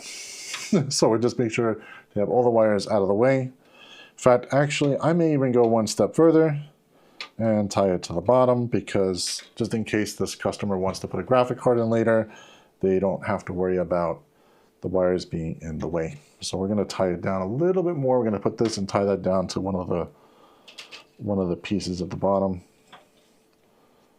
where it has a little grate. So we're just going to tie it to the grate. This case has a lot of mounting points, so it's plenty of space to be able to do that. This also makes it easier to clean up later. So just in case if they have to get a system cleaned out, which usually we do every year or every 6 months, depending upon how dirty the customer's place is. We usually do it every year, and when we do clean it out, this makes it a little bit easier because we could just open up the case, give it a quick blowout, close it back up, and not have to worry about anything getting loose or, you know, acting funny on us. So we're up to the power supply. Here comes the hard part. Power supply is a pain because there's a lot of cables that have to go a lot of places. So we have to plug in the 24 pin down here, the 8 pin up here, and then we have to plug the power supply in on top of kind of where this is going. This does clear the power supply, so the power supply does clear over this fan. That's why we're using this cooler, because this cooler is a little smaller. And I say smaller, but it's just a small form factor. It doesn't really matter. Same amount of cooling. In fact, actually, it's probably better cooling because of the way that the thermal pipes work. So we're going to open up the power supply. We're going to plug in exactly what we need and nothing more. Nothing less. So I'm just going to get this out of the box. The extra cables that are going to come from this power supply are still given to the customer. Do not use anyone else's cables but the ones that come with your power supply, because it is rated for a certain amount of power. You do not want to use somebody else's power supply cables, because if you do, you will end up shocking your system. To show you what's going on, it comes with a manual, comes with some candy. I mean, no, that's a silicone packet. Don't eat that. But, you know, it comes with a silicone packet, throw that out. It comes with your regular manual on exactly explaining all the wonderful things about this power supply. You don't need that. Power cord itself, some cables, ties, which we're going to leave off to the side for a minute. It does come with a little baggie, which is kind of nice, that has all of your power cords in them. This goes to the customer, the ones that we don't use at the current time. We're going to put it off to the side, which we're not going to really use any power cables because there's nothing in here. There's no peripherals. It is just for add-on later. If they need to add a drive or if they need to add anything else, they have it available to them. I do give them the bag with everything in it. Everybody gets this bag if it comes with it. If it doesn't come with a bag, I usually give them a bag. We have some extra bags. This one happens to be from Thermaltake. It happens to come with it. I'm going to go over the power cables really quick just so you guys know what they are, but we're probably not going to use any of them because we have no external power. You know, we don't have any extra hard drives or CD-ROMs or any of that garbage, so we really don't need that. So I'm going to go over the power supply really quickly first before I go over the cables. Power supply itself has a little stupid sticker on it. Get rid of this. You do not want that in your case. Sure, rip that off. Thermaltake, nice. Back has a little bit of explanation going on here.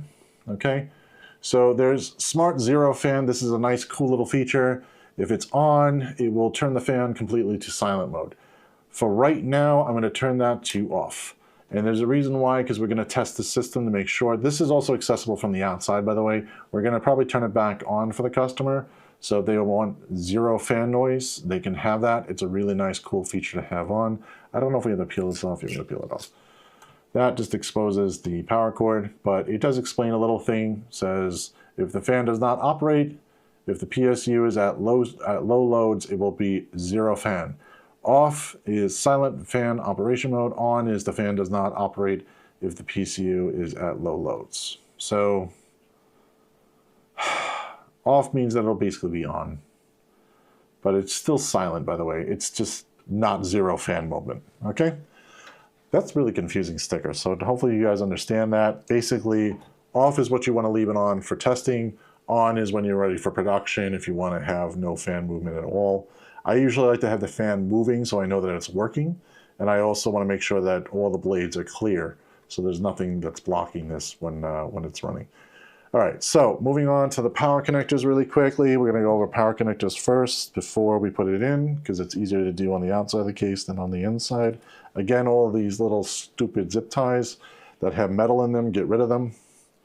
Do not use those. Use the plastic ones just in case so they don't end up destroying things.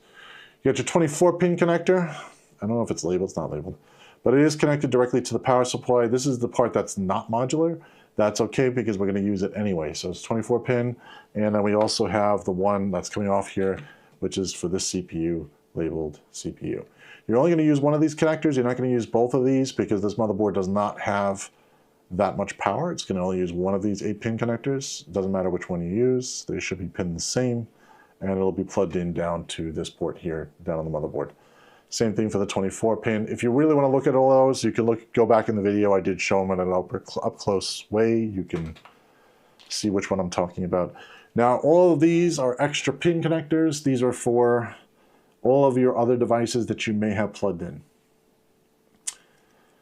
We don't have any of these, but I'm going to go over them really fast just so that you know which ones go where, just in case you have extra stuff that we don't have here. So let's open it up really quick. These will go in the bag for the customer, so they have them ready to go. On the power supply end, let me show the power supply end first. It is labeled to let you know which one gets plugged into where. If you have a PCIe regular graphic card right now, this is basically like your little older graphic card. This will basically be used and connected. Peripheral SATA just means any SATA connections. These 3 are the same, so you have extra for those. And then you also have a 12 VHPWR. This is your PCIe 5 connector. If you have a newer graphic card like a 4090, you will have that connector. And you'll need to use that for it to work. And it's kind of hard to see. Sorry, this thing is blurring. Come on. There we go, focus there. All right, so basically here, if you want to plug that in. If you do use this connector, be sure to connect it all the way. It is very difficult. Sometimes it doesn't fully seat, and if you don't do that, you may end up causing a fire or a problem. So be sure to seat that correctly and make sure it's all the way down. Make sure it clicks into place. Those 4 little pins that are down at the bottom of that connector, those need to make full contact so that it can actually tell the power supply how much power it should be pulling.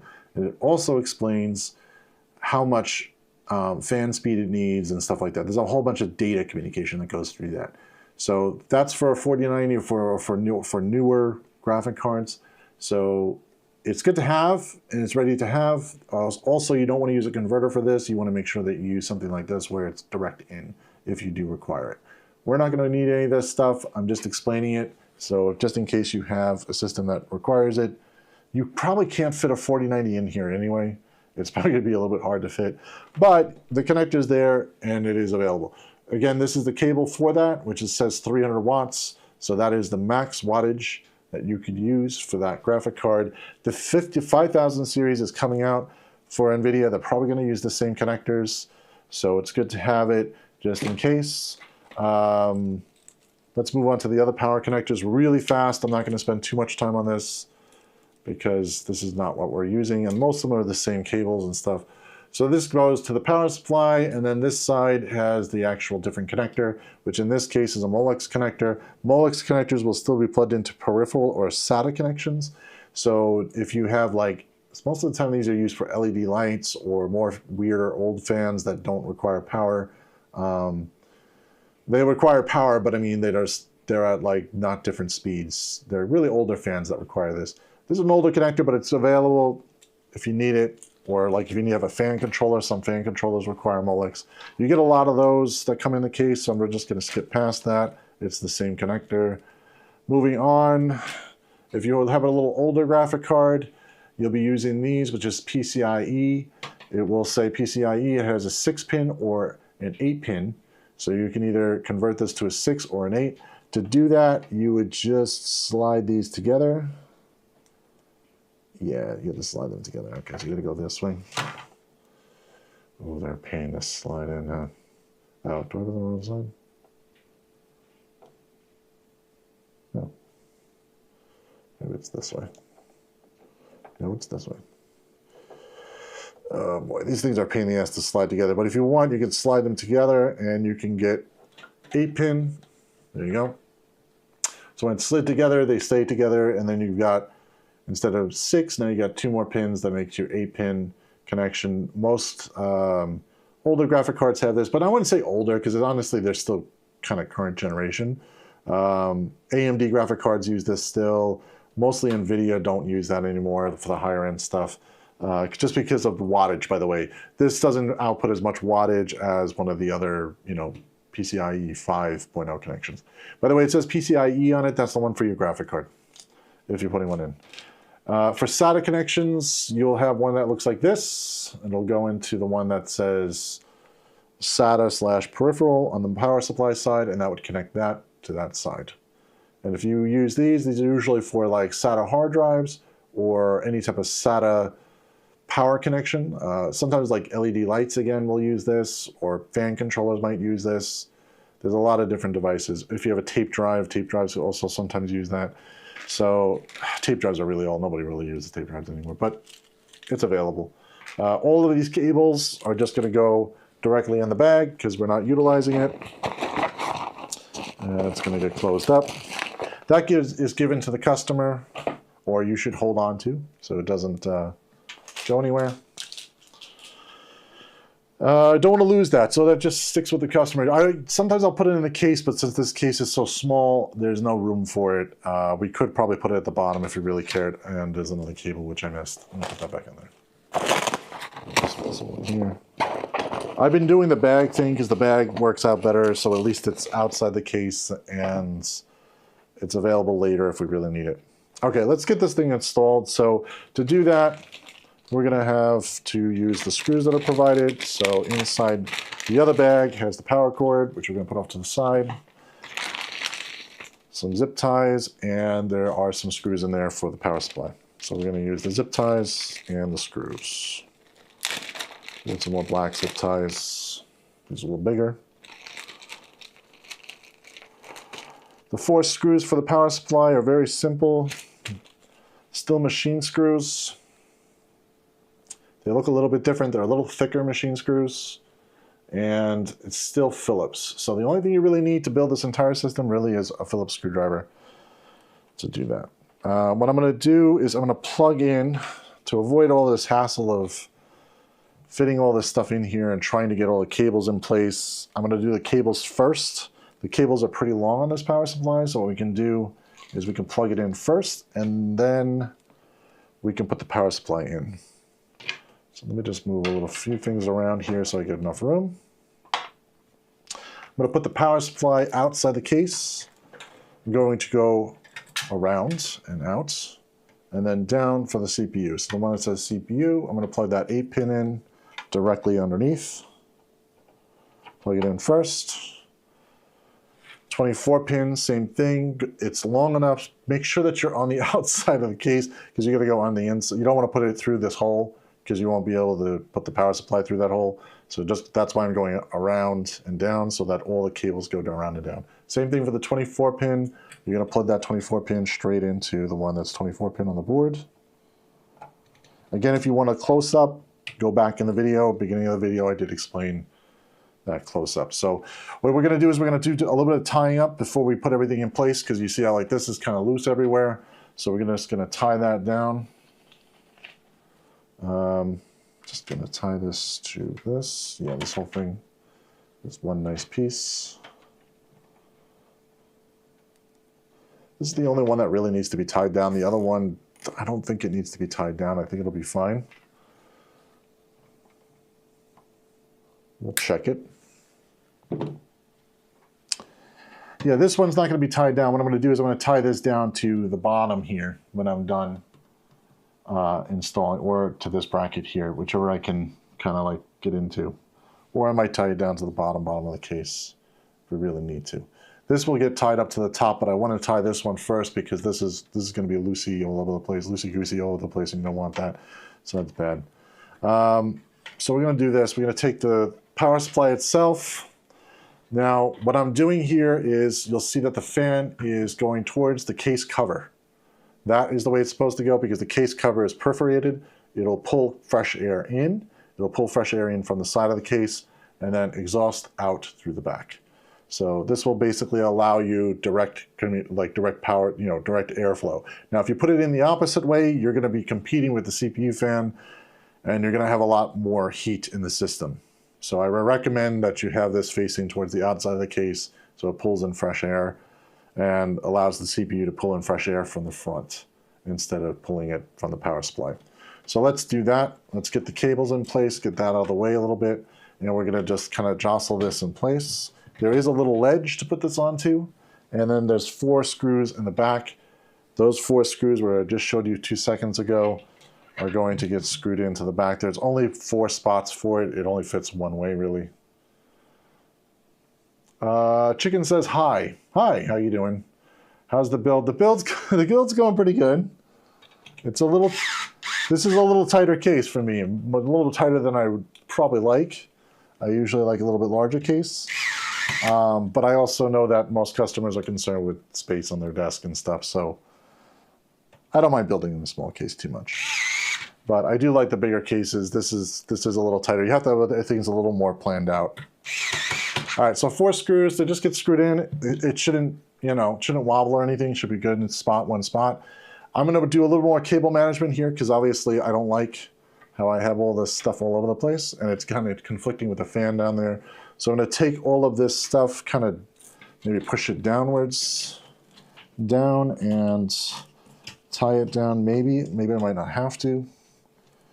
This may not have to be tied down. I could just kind of wobble it. Yeah, let's get friction fit in here. Yeah, it's going to friction fit. Nice. So one less tie I have to do. That friction fit all the way down, and it just raveled up on itself, so we're good. This one on the top is going to be a little more of a pain, so we're going to tie it to the top part of the case. We're going to take that, and you see here, this is the connection here. We're going to pull that back up. We're going to tie this out of the way of all the fans, and we're going to tie that straight over into one of these sections here. So let's get a bigger tie. We're going to get a bigger tie that we got with the power supply. I'm going to take that all up. You could be a little bit violent with these cables, but just don't pull too hard. You don't want to go crazy. Oh, I'm going to need the thing. Get on here. Stupid. All right. I missed it. All right, not a big deal. Just got to get this underneath here. Push that up. Get in there. There we go. Turn it around because it's the wrong way. And what you're going to do is you're just going to get it nice and tight in here. Pull this back down. You don't want the plastic clip coming out the top of this because then it won't close. So you don't want that. You want it on the bottom side so it's nice and flat. And now it's out of the way. And now I'm just going to give this tail a little cut off so we don't have tails hanging around everywhere. You don't want the tail everywhere. All right, and that's nicely down and out. Now see, it's away from this fan, which is your CPU fan. You want to make sure you're away from the CPU fan. You're away from all the other fans in the case. You have plenty of room here. There's nothing in this way. So you have plenty of air movement that can go across. You have plenty of air movement going around the bottom. The more ties, the better. Damn right. More ties, the better. Now, every one of my technicians are going to yell at me because you know that every one of my fellow technicians are like, hey, Brian, why the hell did you tie all that stuff down? I gotta go add something to a system. You have clippers. That's the reason why we made clippers. If you have clippers, you can cut the ties off later, but it does prevent everything from hitting fans, and it is a much better solution than just pressure fitting.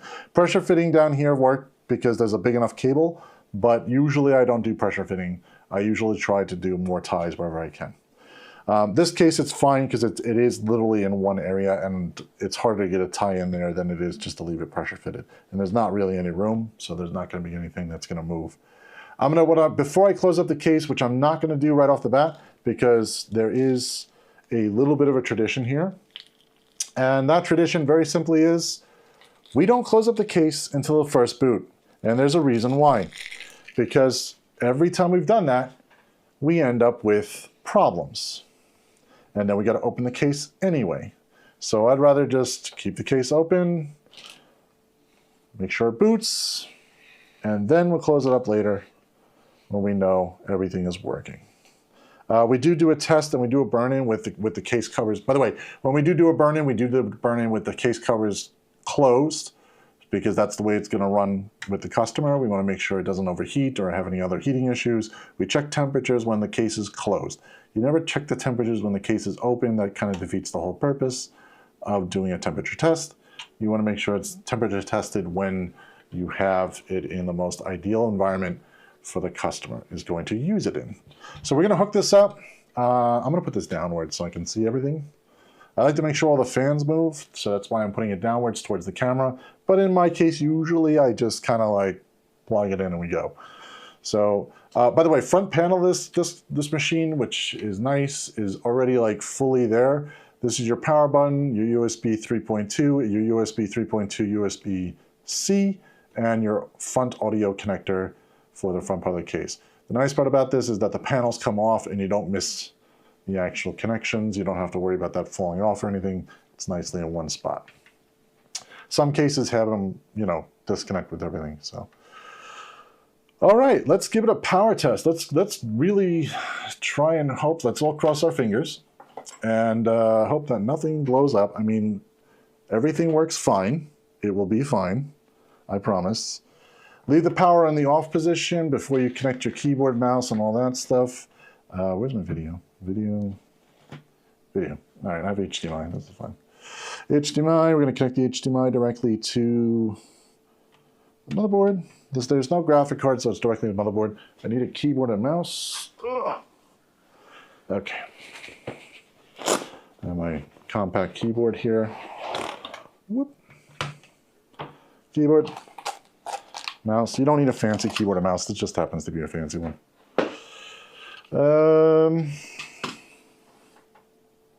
Plug into, doesn't really matter, just USB 2.0 and keyboard, USB 2.0 is fine.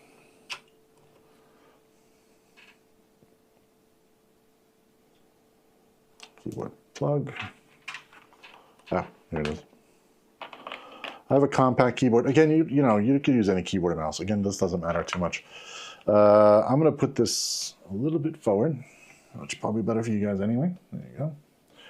And I'll have a little more room for the keyboard here. And we'll clear all these stupid things out of the way. There we go. All right, so we're ready for a boot. Get stickers out of here. Whew. All right, this goes this way. All right. Let me just make sure I didn't miss anything. Did not miss anything. We're good. All right, so we're ready to go. So what we're going to do is we're going to flip the power on. We're going to leave the fan, the smart fan feature off for right now, so I can make sure the fan moves and doesn't blow up on us. Let's also hit the power. Going to make sure all the fans move. We're also going to go over to the proper one. Sorry guys, it's going to look a little weird. What? All right.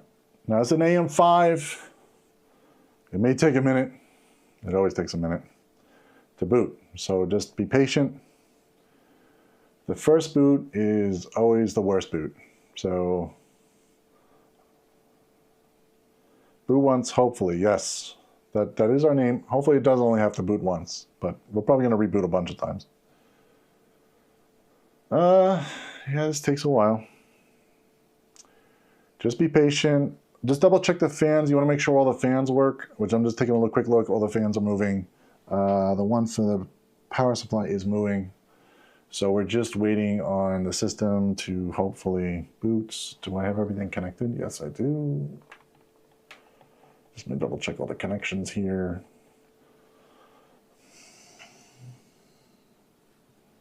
All right. This may be just really slow.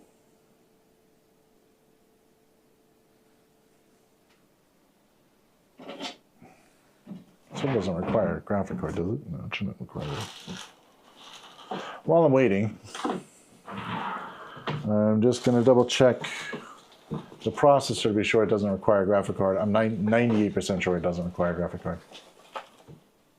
Usually it says discrete graphics. No, there's with Radeon graphics, so it's good. So we're just waiting. This is so slow of a boot up. If it doesn't boot, then we know then the BIOS needs an update. We'll know in a few minutes. I don't know if it has a LED light on here. This one does not have LED lights. So we're not lucky in that aspect.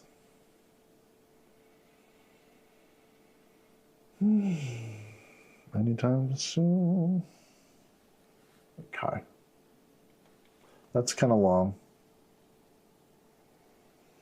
May have to use Qflash. There's the lights. Where are the lights? There's usually lights. Where are you, lights? Diagnostic lights. Nothing yet, right? No. May have to do Qflash. Supposedly, this processor was supported from version 1 of the BIOS, but obviously that was a lie because we're still sitting here and it hasn't booted, and there are no lights on this board. Just making sure I didn't miss any plugs. No. All right, we'll give it one more reboot and see if it goes. If it don't, we're gonna do Qflash.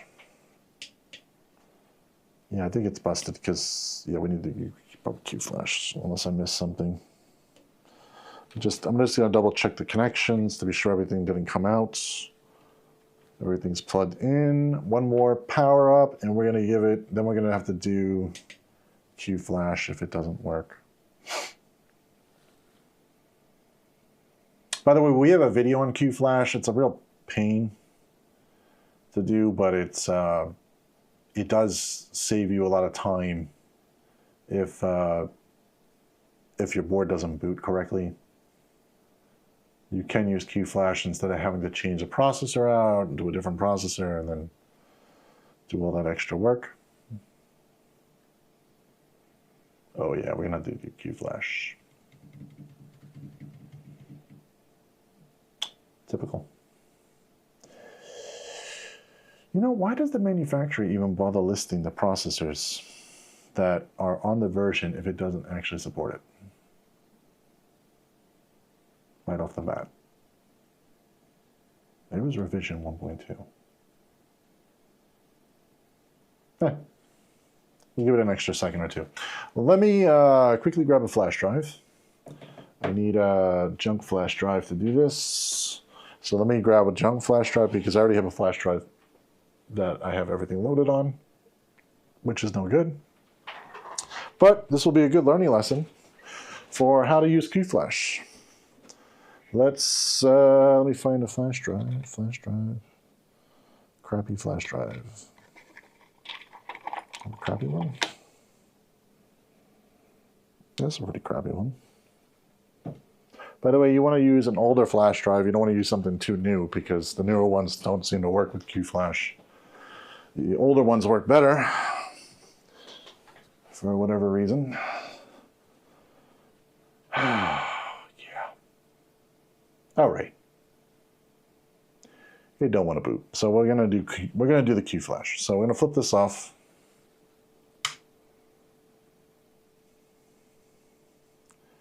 Have it fully power off. There we go.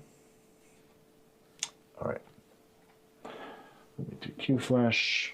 Let me switch over to this. Oh, big, okay.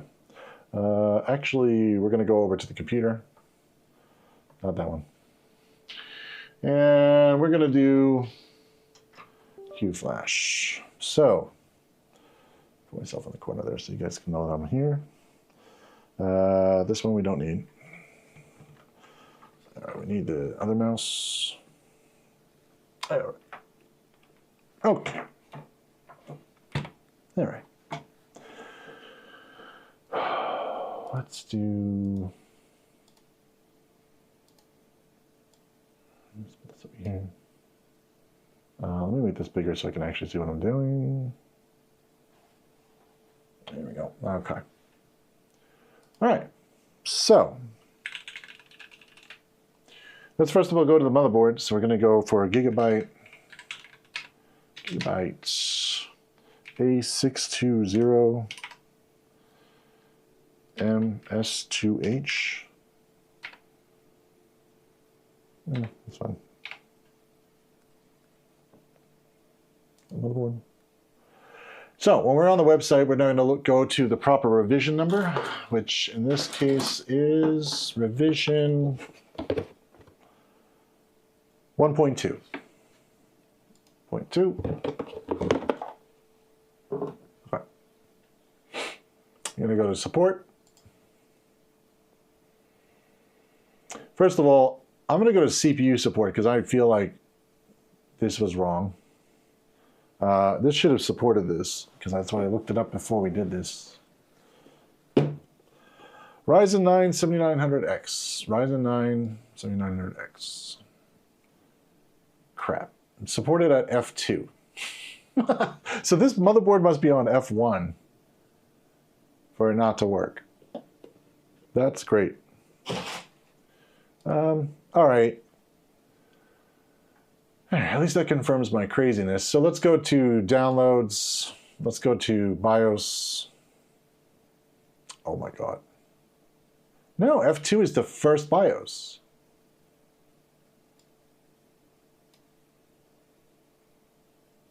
That should support it.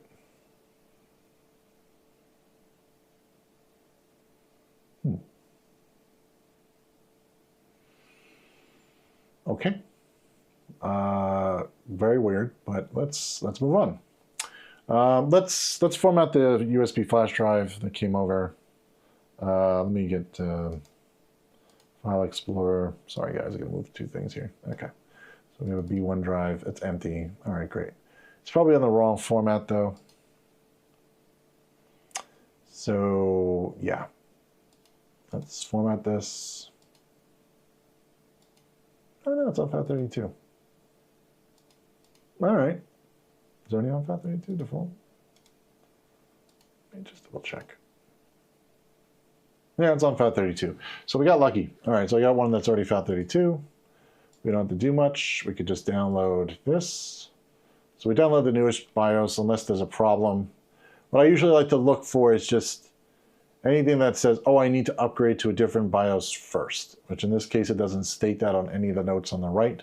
So we could probably just go right up to F32C. We're going to download that. We're going to extract that. Let's close that. We don't need that. We're going to take the file that is the F32C file. We're going to drag that over to the flash drive. Let that extract. It takes a minute. Okay, so once this is over here, you're going to want to rename this file because we're using Qflash. So we're going to have to rename that. So we hit rename, and we're going to call it GIGABYTE, all capital. And then you're going to change the extension to .bin, lowercase. You're going to say, yes, do you want to change it? Sure. And now that's changed out. That's it. So we're going to take that, close this, close that. We're going to take the flash drive out from my machine, and we're going to put it onto the new machine. The new machine, you have to plug it into the one that says BIOS on the back of the board. I'm going to unplug my keyboard and mouse and move my keyboard and mouse over to the ones that do not say BIOS, because I plugged it into the one that said BIOS. I think. Oh no, maybe I had it right. Hold on a second. No, I didn't. Okay, I'm going to plug it into this one. Okay. I'm just going to plug it into the ones that are not BIOS. And I'm going to plug the USB flash drive into the one that says BIOS. All right. By the way, it's on the I/O shield. So if you're curious, it says the one that says BIOS is the one you want to plug it into. Now what we're going to do is we're not going to power the system on. We're just going to flip it to the on position. We're not going to turn the system on. We're just going to flip the power on for the power supply. And then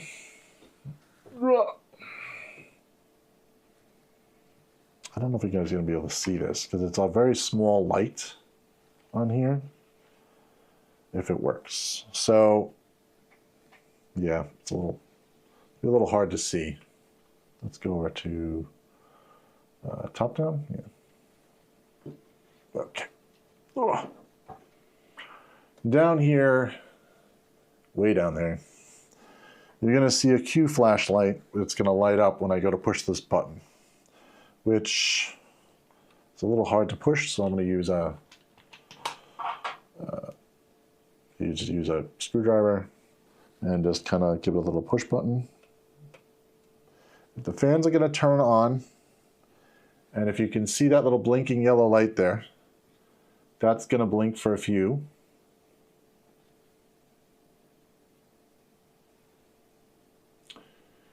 Now, if you did this right, that should blink for a while. If you did it wrong, it's going to blink only a few times and then shut off. If you did it right, it's going to take about 5 minutes to blink. So we're going to be here for a little bit while that's blinking. Blinking, blinking, blinking.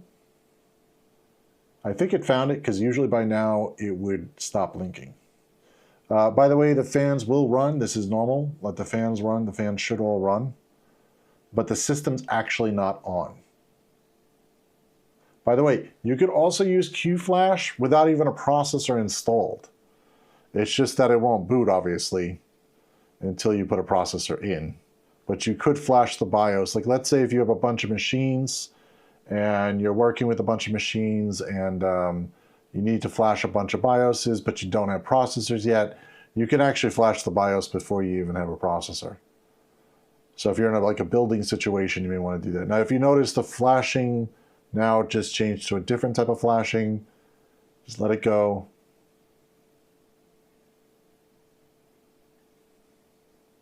This is normal. Once it's done, I think, if I remember correctly, I think it shuts off. And by shuts off, I mean the fan shut off and the power supply shuts off. We'll let this flash.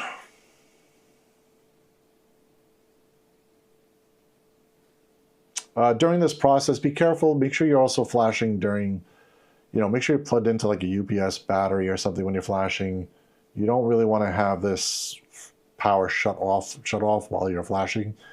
It's not that bad. I mean, you can still kind of recover from it, but it will make your life a lot harder to recover from it. So just let it do its thing. And don't touch anything else. Like, I shouldn't probably be holding the system this way, but I'm doing this for demonstration purposes so you guys can see the stupid little yellow light. But normally I would not be holding it like this. Let that go. Again, it may take a while because we have to be on version F2. I'm surprised that this thing didn't boot with just this version, honestly. A lot of beep, bleep all the way through.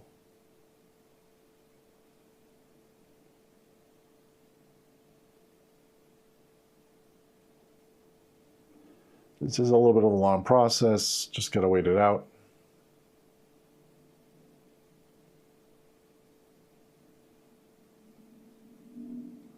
And eventually this will get more exciting than just watching fans and a blinky light.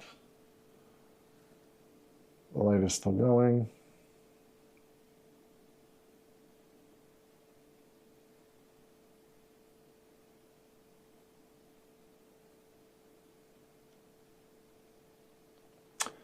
Patience.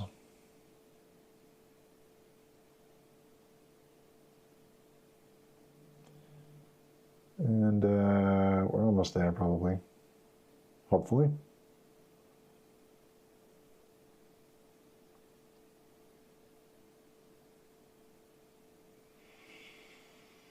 Qflash takes a while, so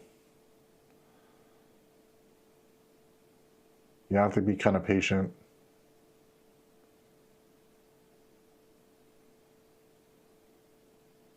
Come on.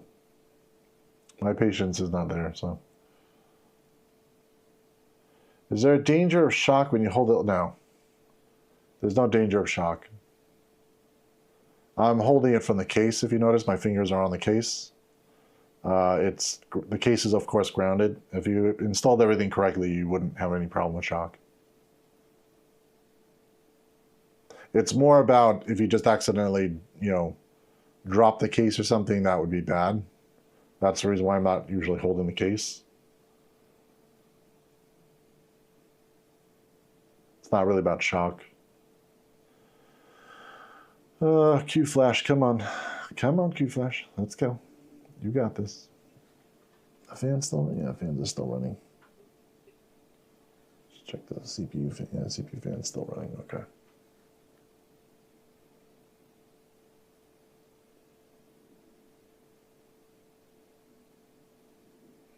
If you have a problem, usually that flashing light doesn't continue like that.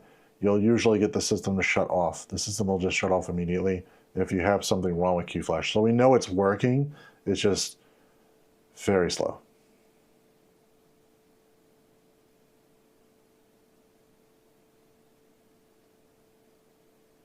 Okay, so the light just stopped. And all right, the fans are still on, but the light did stop. So that means it should be flashed at this point. And what you want to do is you're going to want to power off the system. So make sure that the light is, of course, off. Power the system off. Unplug the flash drive. It should be at this point. You don't need it. And then what we're going to do is we're going to power back on. Give it a second to power fully off. Power back on. I'm going to push the power button in the front now. And we're going to flip over to that screen, and hopefully we will see something that is working. Hopefully. If not, we might have a dead motherboard too. That's a possibility. If we have a dead motherboard, that's going to suck. I'm doing this cable with it, right? Yeah. I should probably double check to make sure this cable's plugged in. I did move my set around too, so this may be part of the problem.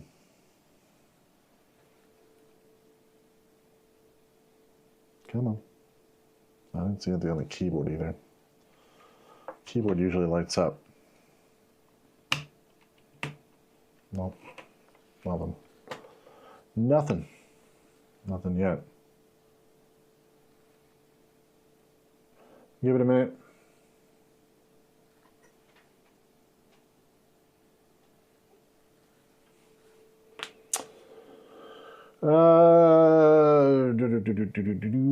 Philly Cable Dave. Sorry, that one's a tongue twister. How are you, Boot One? Oh, good. Not right now on the aspect of the system booting. Just tuning in, but bad signs of bad memory. Okay. Yeah, I'm trying to do a BIOS update first to see if maybe it's a BIOS update. I don't know if it's a, I don't know. It might be bad memory. You might be right. I could try to resync that, but it's going to be a big pain in the butt because I put the CPU cooler in already, and the CPU cooler kind of covers it, unfortunately. This case is like really small. Plus, the fan that I have is very low profile, so it goes one direction, really. Let's see if it goes. No good. Could have better him. I do have another DDR5 stick to test is the question. I don't have that much RAM in stock, so we might have to see if I could try to get that. Oh, fan, of course. Yeah, we're not powering off. Let me just power off for a second. No, it's like stuck. All right, so the BIOS is updated. Could be bad RAM. Could be improperly seated RAM too. I mean, that's a possibility. Just see if the RAM is all the way down. RAM is all the way down. Does it have enough clearance? There's not really much clearance between the CPU and the CPU cooler and the RAM, so I don't think I'm going to be able to pull that out very easily. But let's do an unplug. Let's see if there's a way that we can do this without killing ourselves. Let me bring this back over also so you guys are seeing what I'm doing, so you're not just totally... boop. Okay. So,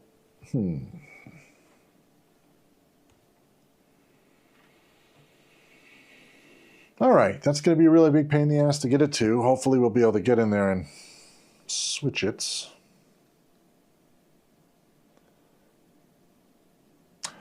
How long have I been building PCs? Since I was 15. A long time ago. This is just unfortunate that we had a bit of an issue. So what we're going to do is we're going to take the power supply out with the proper thing. All right, we're going to take the power supply out. Hopefully, we will be able to get at the RAM a little bit.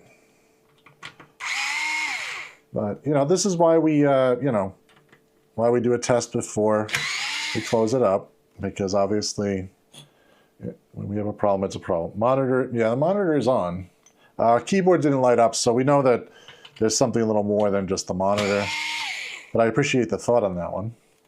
That would be a good choice to check, is the monitor. But the keyboard usually lights up when we get some sort of connection also, even if there isn't one.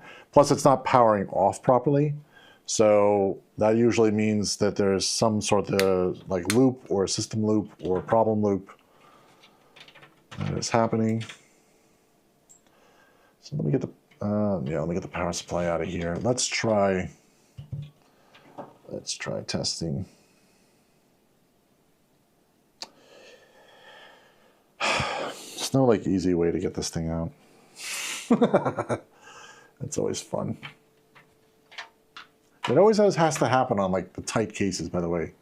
Every time I have a big case, no problems, no issues. It's always the small ones that are a pain to get at. All right, let me get the, where's that screwdriver?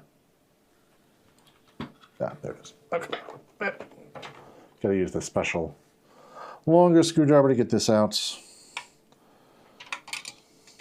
to get at the RAM, which sucks.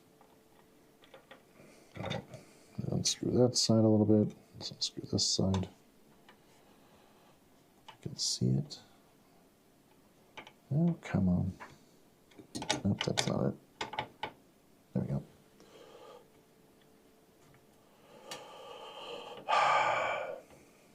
Kind of regretting this cooler option, huh? All right. Let's put this way so I can read at it.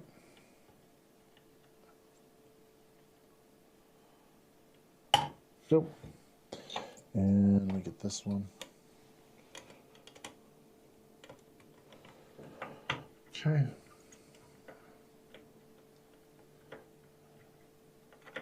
Okay.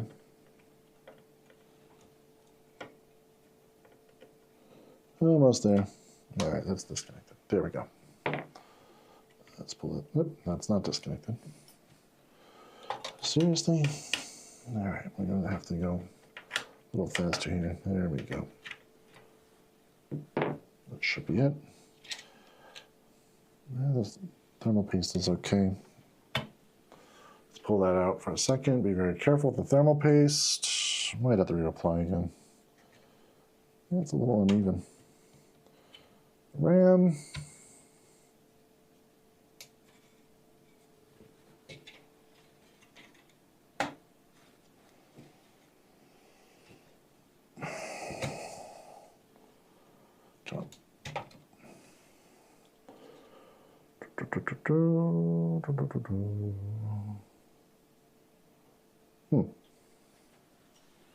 This is 5200, so it should be right. I'm just making sure the speed, because sometimes I get the wrong, if I get the wrong speed, could have an issue.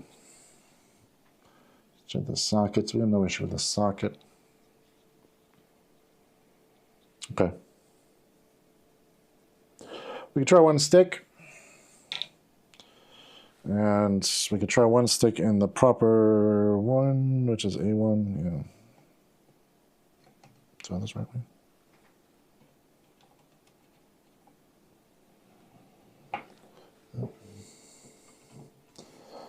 It would help if you put it the right way, Brian. Come on. A1. There we go.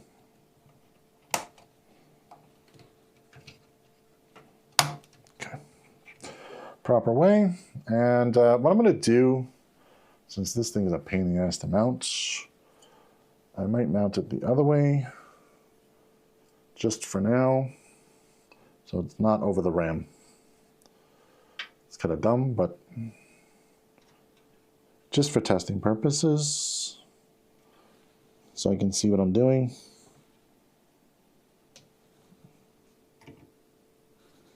Can I do that without having too many issues is the question.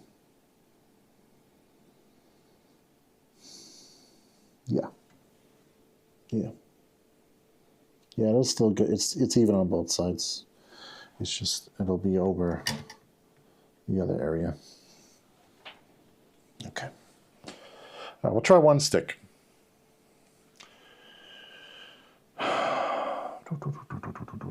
Where are we? Can I see that? Yes, I can kind of see.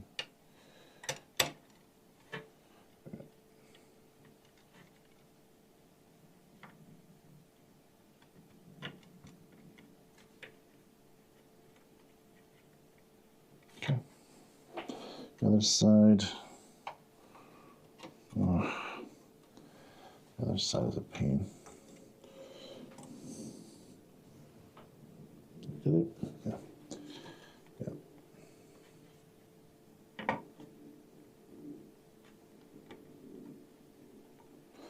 Yeah, this cooler is a little bit weird. It's not bad. It's just, again, it's a low profile cooler, so there's not a lot of options when it comes to low profile coolers on how to get like screws into it, etc. It's kind of a little bit of a pain.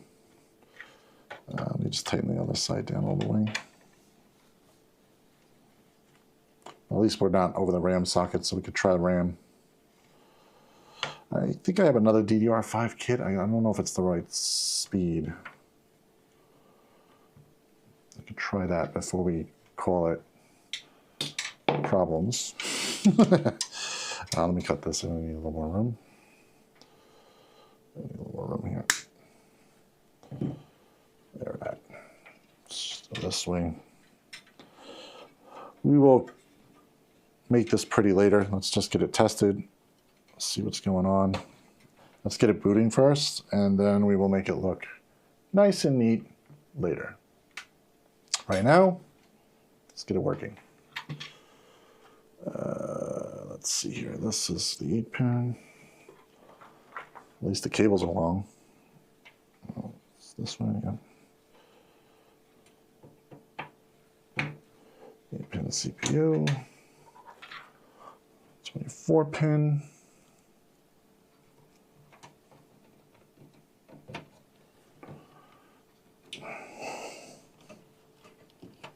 Okay, 24-pin all the way down. All right, so we're pretty much ready to do a test. Let's make sure the monitor is plugged in, keyboard's plugged in, monitor, keyboard, mouse, and some power. Got it. Guys, really shouldn't, this is kind of like an outside boot test a little bit because it's obviously some of the equipment's on the outside of the case. Luckily, we have a power switch, so that's fine. All right, let's give it a try. Okay, it's spinning. All right, let's switch over to 4, the output. And let's put that on my way for a minute. Okay, we're getting a boot now. All right. So BIOS has been reset, of course, because we loaded the new BIOS. So typical. That's okay. So we have one stick that might be messed up. It's a possibility. So what I want to do now is, since the machine's booted up, what I want to usually do is I'll put the other stick back in. Let's confirm that we have problems with that stick. So we're going to power this back off for a second. I'm going to unplug it for a second so I don't have any power going to it. We're going to put the other stick back in and just do a quick test to make sure, is that really the problem, or do we just have an issue with memory training in the first place? Or maybe I had it seated wrong, is another possibility. Knowing me, could have been a seating issue, because that's happened before.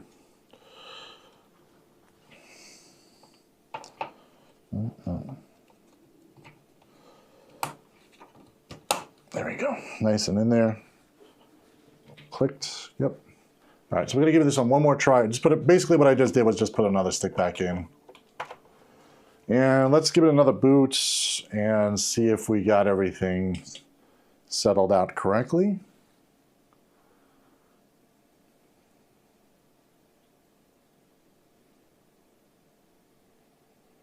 Or we got a bad stick.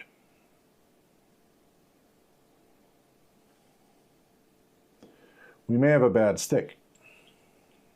Oh, no, it booted. Okay, so I probably had it seated wrong. This does happen. You know, even the best of us do have a problem with sometimes. I probably didn't push one of the RAM sticks all the way down. It happens. You know, I'm on camera, of course, when it happens. So, you know, that's fine. But we're booted. Okay, so we're in the BIOS. Let me turn myself off here so we can see everything. And let's take a look. So we want to make sure we get the correct BIOS. We got A620M S2H, and we're on the newest BIOS. We're on the F32C, which is correct. Processor is correct. It's a Ryzen 9 7900X, 12 core, 32 gigs of RAM is showing correctly. I want to turn on XMP because obviously we'll want the higher speed, but we're going to go to advanced to do that. We want to just make sure everything else looks correct. Temperature is correct at 27 degrees right now. That's perfectly fine for the system. 31 for the processor. That's okay. You know, for air cooling, it's perfectly fine. So what I want to do is just basically set up the BIOS settings at this point. So we're going to go into the advanced section for the BIOS because I like the advanced section better. It just offers me a simpler way of, I think it's a simpler way of doing this instead of just going this way. Crap, sorry, the mouse is all stuck. There we go. So go to advanced. Now we're just going to go quickly through this, double check everything, leave everything. I usually like to leave a lot of things on auto. The reason why I like to leave things on auto is because this is a business machine. It's not for overclocking. If you want to go into overclocking, we may do a video on overclocking a little later, but most of the new processors, you don't get that much out of them. You get lucky. Most of the time I like to undervolt to get a little bit of better speed. Again, something that we will go over in another video, but for regular business computers that require stability, yeah, that's a bad idea. You should probably just keep it the way it is for the regular settings. So we're right on the correct BIOS. I'm going to go to advanced CPU just to make sure everything looks good. It looks fine. Auto is completely across the board. That's fine. DDR5 auto booster, you can leave that on auto, but I'm going to change the XMP profile to XMP1. It is now showing DDR5 5200, which is the correct speed. It is the higher bandwidth speed. Higher bandwidth XMP Expo support, I usually leave it off for testing purposes, and then what I'll do is I'll turn it on, then retest again, just to see if it can handle it. Memory subtimings and all that stuff, I leave auto for now. The overclock on the memory is more than enough for speed purposes and keeping it up to date. Philly says, Philly Dave, I'm going to call you Philly Dave because honestly it's weird for Philly Cable Dave, but it's okay. Congratulations, great work, thank you. I appreciate that. Yeah, at least it's booting. At least we're good to go on that. I'm also going to double check to make sure advantage voltage settings, just make sure the voltage is set to auto for now. We're going to go over to settings itself, platform power. I turn off the wake up on commands for S3. I usually turn the mouse support also off for that. If you want to turn your computer on and off through like a keyboard command, you would leave that on, but I don't want to do that. A lot of our customers have issues with that. It kind of like, sometimes they'll hit a power button or something on the keyboard and it'll accidentally turn everything off or turn everything on, and it's weird. So we just disable it. Power on by mouse, we usually leave off. We would just, you know, it's not that hard to hit the power button. Soft off by power button is just on instant off. I don't like the delay 4 seconds. It's fine for that. Auto power allowing resume, that's fine. Just I/O ports. We have a PCI Express slot, but we're going to go to integrated display. I'm sorry, integrated graphics display for the video because we don't have a graphic card. So we're just going to go right to that just for a faster boot up. Integrated graphics on auto. I like to put this, is it forced? Forces, yeah.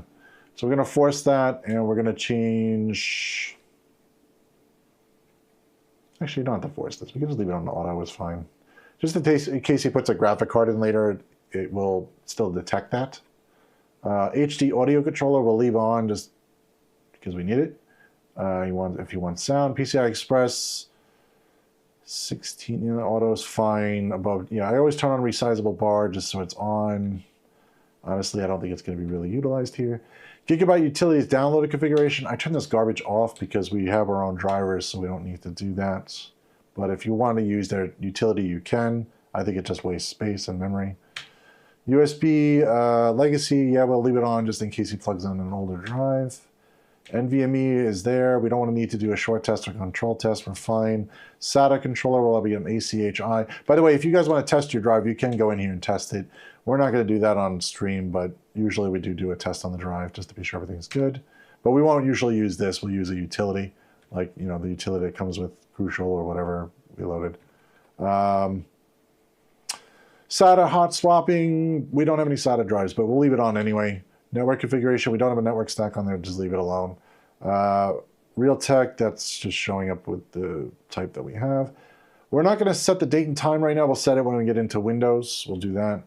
And boot number security, yeah, there's nothing really here to change on this. No, you don't need CSM support. Fast boot, if you want to turn on fast boot, you could turn that up. We usually turn that on later when we get everything working. Just in case we got to get back into the BIOS. But once you turn on fast boot, it's kind of hard to get back in the BIOS. So we'll just leave it that way. Everything's up to date here. We don't need to do anything with this. Okay, so to boot, we're just going to boot off of a flash drive, which I already have pre-configured wherever I put that. Now I just lost it on the disk. Okay. Probably should also put it back in the case, but whatever. Whoops, on the fan. Yeah, this is why we should probably put it back in the case. All right. Where did I put the flash drive? Where, oh where did I put the flash drive? How did I lose something 5 seconds ago? Did I just put it somewhere stupid?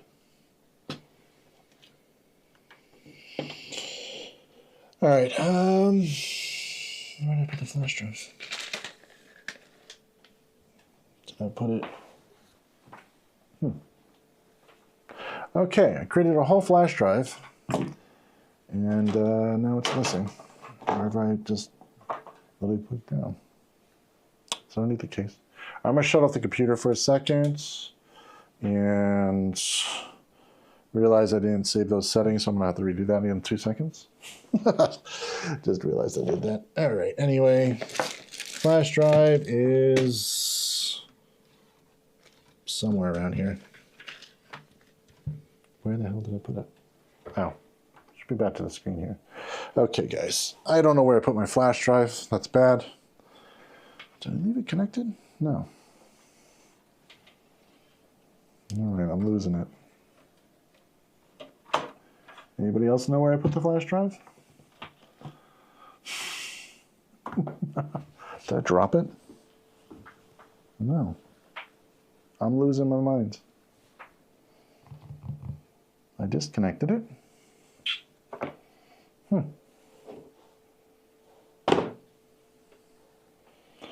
Wow. It's going to be one of those days. We can recreate the flash drive. It's just will be a lot more difficult and time consuming.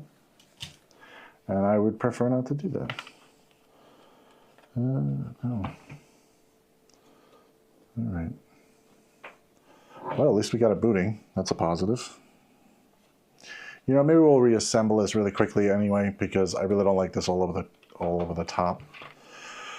So we're gonna go back to reassembly. I'll reassemble and then we'll just get the flash drive going in a minute. So we're gonna do that and I'll find the flash drive. If I don't, then I'll just recreate the flash drive really fast. It's not the end of the world. It's just a big pain because I literally had it on the desk 2 seconds ago. So I feel like I dropped it or something. And knowing me, I probably did. Nope, not on me. All right, let's reassemble. We'll reassemble and then go from there.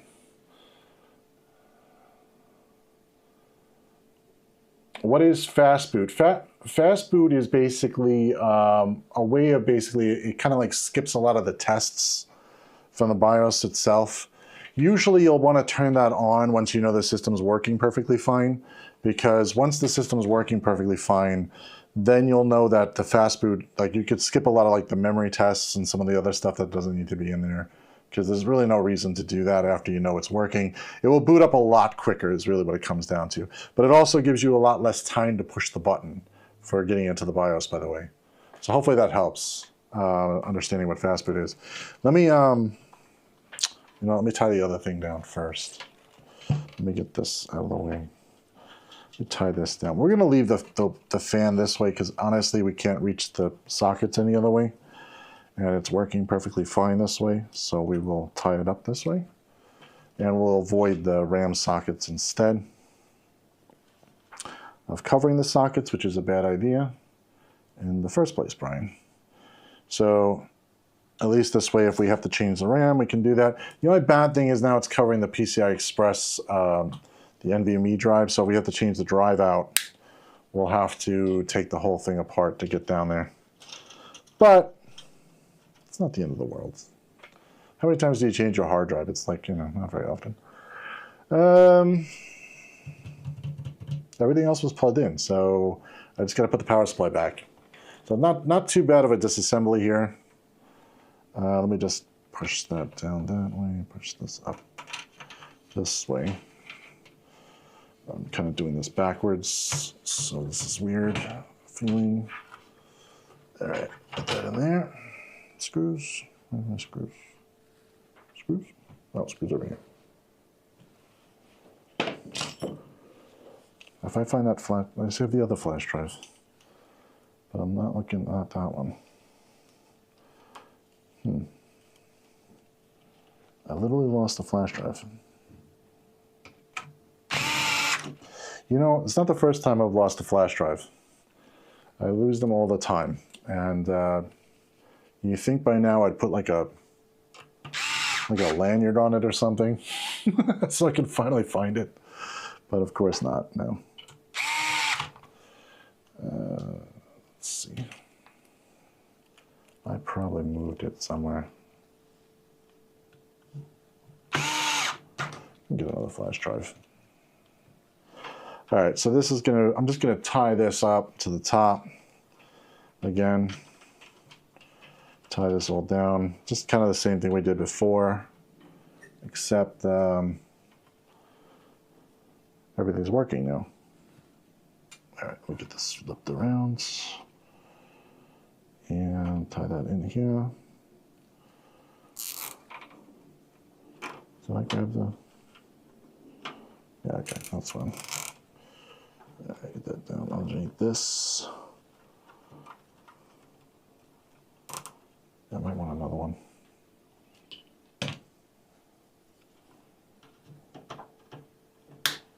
Okay. If I threw this in the garbage, I probably could have. I know me, I would have done this. Oh, man. No.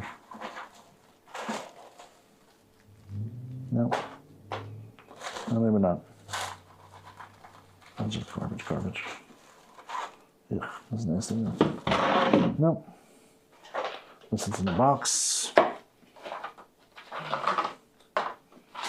Sorry guys, I'm just taking a quick look just to be sure I'm not going crazy. Knowing me, it's probably somewhere around here. All right, not the end of the world. I just didn't want to throw it out. Let's take a look. That's all tight in. We're just gonna push this down here. Push that against the RAM, push that down and out of the way. Push that down underneath this. I want to go not too much against the RAM. That's fine. Okay. That shouldn't touch the fan. No, it's not touching the fan. Okay, good. All right, that's better. We'll close back up to the right points. I gotta find that flash drive. Now I feel like it's like a mission at this point, and it shouldn't be. It's stupid I put it in here. No. No, it's not in there. Wow. How do I lose something so simple? That's garbage. I'm keeping that. Did it slide underneath? Oh, you pain in the ass, it slid underneath. Found it. Aha. All right, I'm not going crazy. Okay. Let's put the flash drive in. We got everything. We're back on track. Okay. Everything's back and assembled. Avengers assembled. No, I'm just kidding. Computer assembled. All right.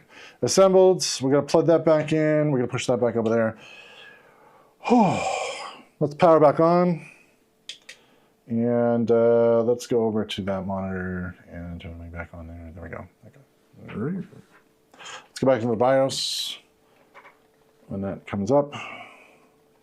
There we go. Okay. Back into the BIOS. Let's do, we're on advanced mode? Yeah. Okay. So we just changed a few things. Let me just change them back again. XMP back on. Make sure it's 5200. That's correct. Everything else was correct. I/O ports. I'm going to just change that to integrated video. And we're going to turn off the Gigabyte downloader, stupid thing, which I forgot to save these settings. So that's my fault. NVMe is fine. SATA configuration is fine. Boot. We're going to boot off of our USB SanDisk, which is fine. Secure boot has to be enabled. Standard mode is fine. If you want, you can go to more custom and advanced mode if you want like extra security settings. We're not going to do that. Let me also turn myself off for a second so I can see what I'm doing. Save settings and exit. So now what we're going to do is it's going to go to XMP on, and it's going to set up and boot into Windows at this point. Normally what I would normally do is I would usually do a memory test at this current point in time, but the memory test takes a very long time. So we're going to skip that for right now. We will go back to a little later. By the way, this reboot may take an extra second or two because we now just turned on XMP, so that's why it took a little longer for that to boot. But it should now boot onto the flash drive in a second. If it ever goes, there it goes. And we're going to go into booting onto Windows. So this flash drive has already been created, so we're just going into Windows, the new lovely installer that they've done, which is really stupid. So let's go through the settings, how to set up. What I have right now is I also have no internet connected because I want to create a local user account because I don't like the Microsoft account. That's up to you if you want to use a Microsoft account. I just can't stand it. Plus you need like personal sign-in and a whole bunch of other stuff for that to work. So we're going to just choose the language, choose the time and currency, yes. We're going to choose the keyboard layout, which is US, that's fine. We're going to install Windows 11, yes. You have to agree to everything will be deleted, yes. Yeah, common sense. There's nothing on this machine. I don't know why it's even asking this. By the way, there's a view previous version of setup. You could use the previous version. The previous version does work a little faster. I think it asks you less stupid questions. Let's hit next. Now it's going to ask you about a product key. If you have a product key, enter it at this time. I do have a product key for this system, but we can't enter because we're on stream. So we're just going to say I don't have a product key. We will lie for now. What you're going to do is you're going to select the operating system you want. We're going to choose Windows 11 Pro because that's what we want to install. If you have Home, then you choose Home. Do not choose the N options unless you know what they are. Education is also another option. If you have a license for an education key, you can use that as well. Let's use 11 Pro for now. Next. You have no choice but to agree to the agreement, so agree to it. If you decline it, it will not load. It's going to search for disks. It will find a disk. This is new. I hate new stuff. Okay, so it's showing you a USB flash drive, and it's showing you all this other junk. The one that you want is usually disk 0, usually. Now, if you have multiple disks, and you have data on any of those disks, you'll want to disconnect this before you start this process, just in case, so you don't have to worry about accidentally choosing the wrong drive. I know personally that it's disk 0 because of the file size. The file size says 465.8, which is a 500 gigabyte drive. That's the one I want. We're only doing one partition. At this point, by the way, if you want multiple partitions, this is the time to set one up. So if you want to create another partition just for Windows, you can hit Create Partition, choose the size that you want for your main partition, and then create the secondary partition later when you get into Windows. In this case, we're just doing one partition. So we're just going to do the whole thing, hit Next, and choose that unlocated space. It's going to give you a recap. It's annoying. Just hit Next. If you want, you can make sure it's correct. Hit Next, and of course it goes into a corner that I have to be in. So we go over to the right side. Now it's just going to go through its installation process, the percent count up. I kind of like the old one better. The old one gave you more information and just gave it to you clean and simple. This was kind of like confusing compared to what it normally does. It also showed up with all of the flash drives. Why would you install Windows to a flash drive? I mean, you could, I guess you could. You could install Windows to a flash drive. It would be a dumb idea. Well, there's some cases that you do it, but for a regular operating system, you probably wouldn't do that. All right, we're installing 30%. It's going to go through its little thing. Let's do its thing. It's going to reboot. It'll probably reboot, I think if I remember correctly, it's about 2 to 3 times because it's got to do this, and then it's going to reboot. It's going to say getting devices together, then do another reboot, and then it should go into Windows at that point and ask for user setup. We'll go through it. We'll just wait for it to go.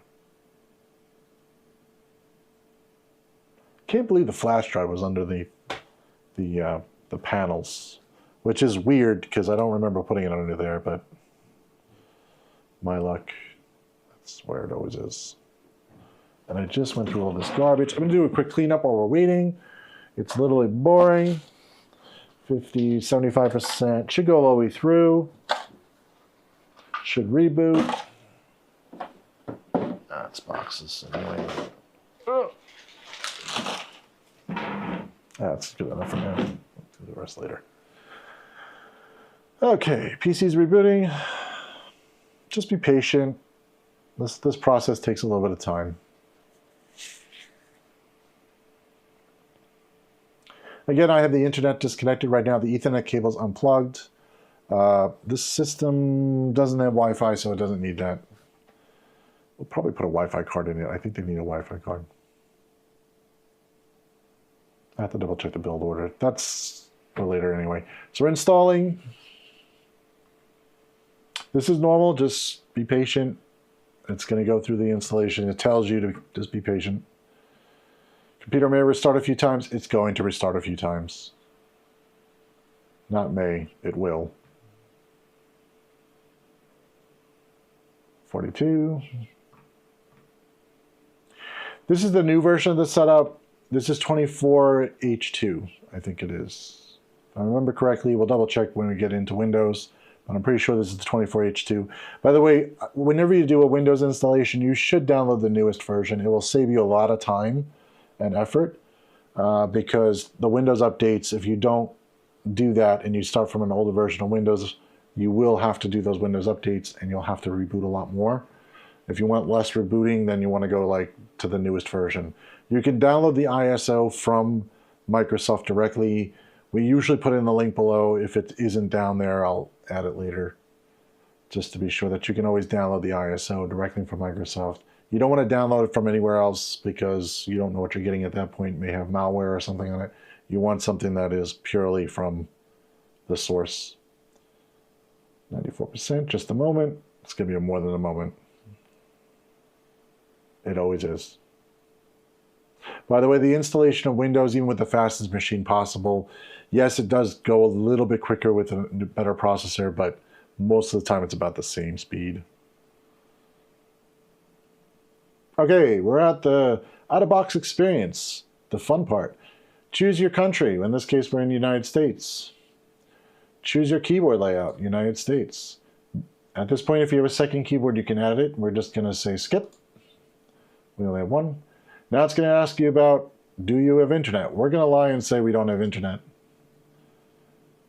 But that's okay. It's going to ask you who's using this device. We're just going to put B1 for now. Hit next. It's going to ask you for a password. You should probably put a password here. We're just not going to do one because I don't want to keep typing a password for the whole entire setup. But you should obviously set that up. Choose a password that means nothing to you. Okay, things ready for you?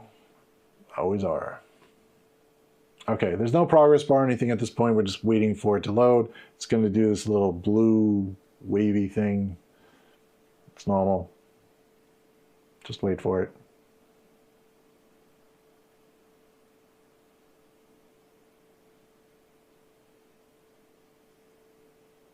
Okay.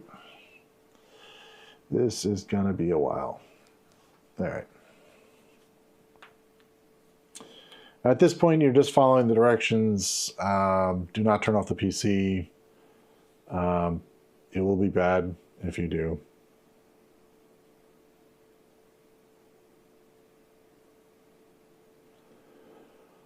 Oh, yeah. Okay.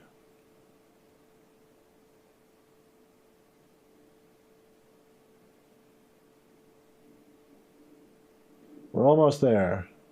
I doubt it. Okay, here we go. So now we're at the main screen at this point. So from here, we're going to connect the internet back on. It's going to load a whole bunch of garbage. We're going to get rid of all that garbage. But we'll let it load on anyway because we just need to connect the internet up. So we're going to plug in the Ethernet cable. I already have the drivers and everything on this flash drive. So I'm just going to go over to our flash drive. I made a folder called B1. I'm just going to cut that from here. And I'm going to move it onto the C drive before I start. The reason why I do this is so that I have a backup of the drivers on the machine. Also at the current one that we basically set up with.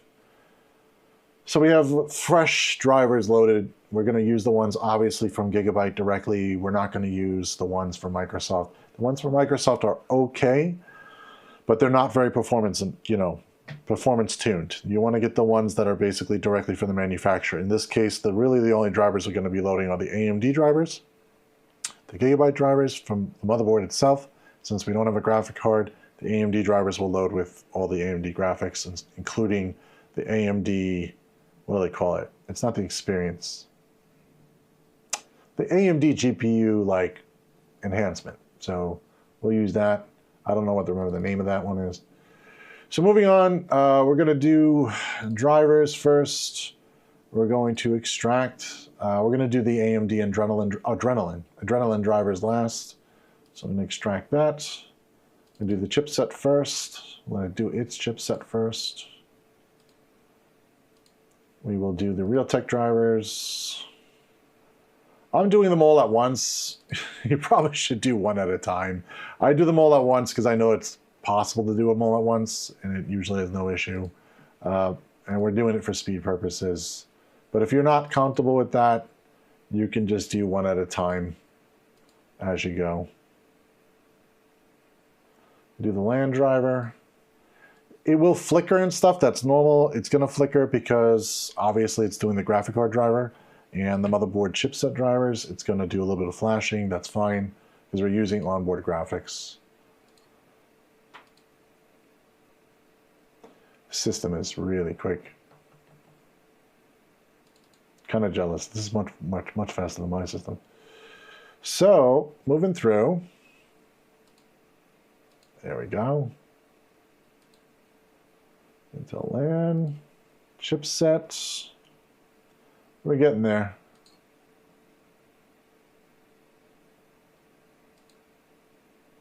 So extracting that. If you notice the LAN disconnected, that's okay because it's installing the LAN driver, so it's going to act a little funny. While it's doing this, I usually like to go into the system properties. By the way, to get into the system properties, it's just Windows key I if you want to get into there. And then what we're going to do is we're just going to set the date time. So time language, date time. We're going to set the time zone. Oops. Yeah, it's still doing that. Time zone. So we're in the Eastern time zone, so we're just going to select Eastern. Did I pass it? No. We're going to hit sync now because we're now reconnected. Time is 7:32, yes, and it's 12:04. That is correct. So that's good to go. We'll let this last driver go. It's going, and we're going to do the AMD Adrenalin software. Hit yes. By the way, when you connect the internet, you're going to have, obviously, downloading other drivers in the background. We're replacing those drivers. We're replacing them with the ones that, obviously, are from directly for the motherboard manufacturer and the direct ones. This is saying recommended. We're upgrading the driver. Yes. We're not gonna have it collect data, so we're just gonna hit next. Privacy view. We could just skip that. No, it's already on do not skip. So I install next.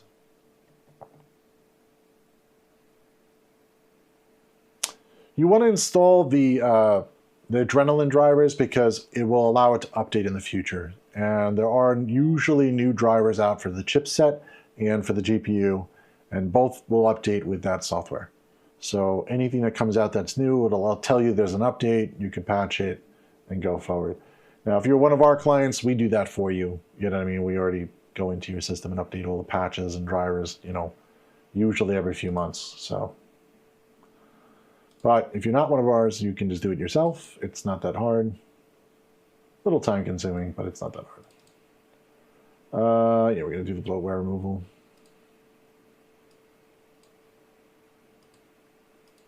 Okay. We may have to do a reboot after this. Yeah. I'm going to probably have to do another reboot. What you can do during this time, you can also check Device Manager. You can make sure everything's being installed, which it is. So now we don't have any exclamation points on any of the drivers. This is just going to replace the display driver. It may flicker. That may be normal. We probably have to do one more reboot after this, and then we can do bloatware removal, which will remove all this garbage that it just installed. And it'll also remove a lot of the junk.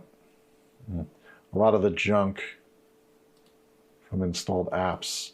If you go to installed apps right now, you'll see that I installed like Clipchamp and Bing Search. And of course, it's flickering the thing crazily. There we go. Feedback Hub, you know what I mean? Like all this stuff that we really don't need. Outlook New, which is not that great. We're going to probably install Office for them later, which will be better. Solitaire, which will take out, a lot of this stuff. Xbox stuff we don't need. By the way, if you need Xbox, that's fine. But, this is a business computer. They're not going to use Xbox, so it's just a waste of, space. So. Launch, yeah, sure, finish. Didn't need the reboot. That's weird. I'm going to reboot anyway, just for the hell of it. It says launch it. It's not launching.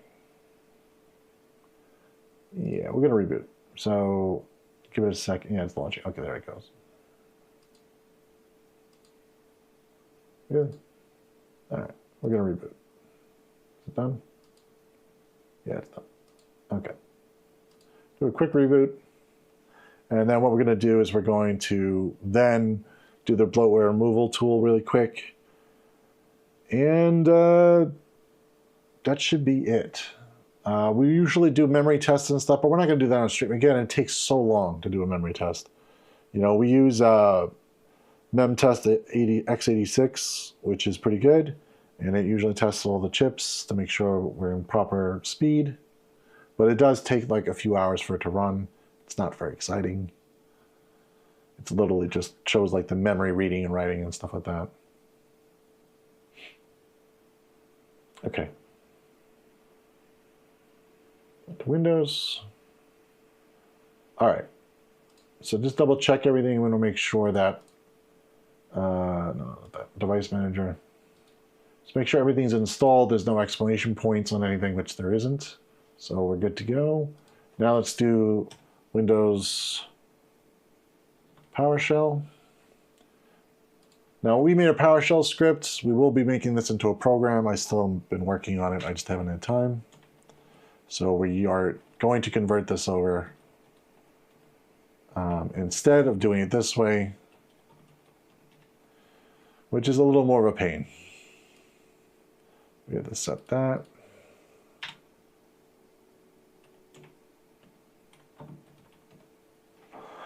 And now we're going to start removing all that bloatware. It's just a shell script. That shell script also could be modified, so for your own purposes. And you can also download it. We have it available on our website if you want it. It is totally free. You know, it doesn't cost anything. You don't even have to sign up with an email or anything. We don't collect any of that garbage. So you can always just download it direct. And as you noticed, it cleaned up a lot. It didn't clean up some of this stuff, which I got to change the script up a little more. Like it hasn't done LinkedIn. Photos we could use. That's just fine. But if you noticed, also if you go to installed apps, you're a lot shorter now. The only thing that's, removed Xbox, removed a lot of the other stuff. Teams never removes Teams. Even if you try, it just continuously keeps coming back in, and it gets annoying. But sometimes you have to this is new. Bing Search is new, and Copilot's new. If you guys like Bing Search or you like Copilot, you can leave it in. I personally think Copilot's junk, but to each their own. Yeah, now it's nicely cleaned up, so there's a lot less in there. Probably have more space on the drive now. Yep. And we don't need the flash drive anymore at this point, so we'll unplug that. By the way, it also changes a few other settings. Like if you notice, I opened up this PC, it automatically goes to the drives, which is default now. You can change those defaults back, or you can even comment them out of the script if you don't want it to make those changes. It makes some registry changes for you, just to make it a little easier. Some regular settings that most people like, but again, if you don't like them, you can comment them out. We're going to make sure we got Windows updates going. Just going to double check in here. There's probably a billion of these. Yeah, it's got some .NET updates. Not that bad, because I installed probably 24H2, so there's probably not going to be that many updates. To find out, let's double check. Let's go to System. And where's the About? About. Yeah, we're on 24H2 already, which is the newest at the current time, which is fine. So, that's okay for this system. We usually rename it and do all that stuff later. Go Windows Update. And what else do I usually change? I go to Advanced usually. I check the optional also, just get those out of the way. I usually install the .NET framework because a lot of our business clientele use .NET, so it's good to already have it going if it decides to eventually go. And let me just check the antivirus. The default antivirus is fine. We usually recommend Bitdefender if you really want something just simple. You use the business one, not the personal one. Adrenaline's in there. Yeah, all that stuff is good. We don't need that. And that's downloading still. Now, a few other little changes. If you want to go this far, you could go to Privacy and Security and set all your settings. I recommend definitely turning everything off in the advertising area, just to get rid of that. Speech and all that stuff, you can go through whatever you want for those settings. I recommend you go through your settings and set them the way you want to set them, on how much information you want to share with Microsoft, as well as how much stuff you want to automatically connect. Example, if you have a web camera, like a webcam, you may want to set up your webcam to only access during certain times or during certain types of programs. This is where you would set that privacy setting. Microphones, same thing if you have those connected. We don't have anything connected to this desktop, but most laptops automatically have, like, let's say, a webcam. You may want to go in there and change your settings. You may also want to check to make sure you have a privacy filter, just because of the fact that things can go around these settings too, and a lot of people have those computers set up in areas that you probably don't want recorded. So, all right, that's about it, guys. This is a very simple load. Obviously, we went a little longer than normal because obviously we had a few little issues with the memory, probably not seated right. That's what it seemed like. It happens. You know, that's why we test everything. System will probably still have to go through a bunch of tests. It'll download and install these patches. You know, we'll basically set up the regular privacy settings, transfer the customer's programs, get them all set up. That's not stuff that we do on the stream because it's obviously towards the customer only. It has no use for anybody else. And, you know, we'll activate Windows and stuff like that. By the way, if you have to activate Windows after you loaded the system, you can go to System and go back into Activate Windows here. And it'll ask you for your product key. You put your product key in and hit activate at that point in time. We should have links to everything down below, including the Windows 11 Pro if you want to buy the OEM version. OEM version's a little cheaper if you want to do that. And or you can get a digital copy online for a little less expensive too. There are some legitimate sites to get that from. We don't usually put that on there just because it's not really recommended. But that's about it. This is about it for this build. We're just going to close it up. Obviously, closing the case up, you just pop the panels on reverse and get everything all set up for it. But it's still got a long way to go with you know, the tests, and we have to leave it burn in for a little bit. Burn-in time usually is about 12 hours. It's just left on overnight just to make sure everything is working properly. We'll usually let the memory test run during that time to kind of give it a little extra heat, just to be sure that nothing overheats and stuff like that. And then we usually transfer data and install programs, you know, all the normal stuff that everybody normally does on their system. So, but we do all of that for the customer. We don't have, you know, we don't expect the customer to do any of that stuff. They just receive it and just start working on it. You know, they have everything already set up. All their data is usually transferred before then. All right.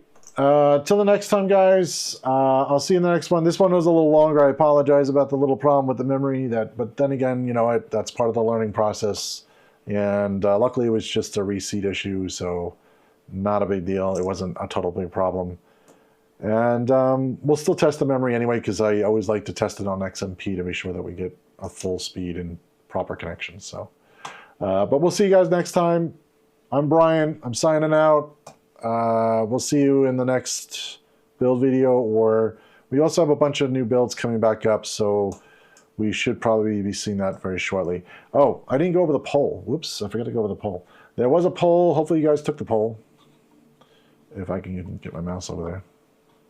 Where is my mouse? Is this one? There. Well, that was fun. Let's go back to here for a second. My mouse is in the wrong spot. There we go. So 74% of people said they built a computer before. That's awesome. 26% said no, that's still okay. You build on your first one, it's fine. And 0% said strictly mobile phone only, which is awesome because I hate to see that. It'd be a weird stream anyway. But all right, I'm going to end the poll. I'm going to end the stream. I'm glad that you guys all enjoyed the poll, enjoyed the entire build. Again, sorry about the RAM issue, but you know, it was good that we all learned that. And we have some other videos coming out too, coming down the road, so it might be worth staying subscribed. If you're on that, you'll see those new videos. We also have some other tutorials if you want to go back through a backlog, if you want to go take a look at any of those. We also check the comments, so if you're interested in anything that I may have not done already, we will definitely consider it, and we definitely read it, and we will reply to you. Till next time, we'll see you guys soon. And if I can move my mouse a little faster, there we go, end stream. It's on the wrong speed, isn't it? Yeah, there we go.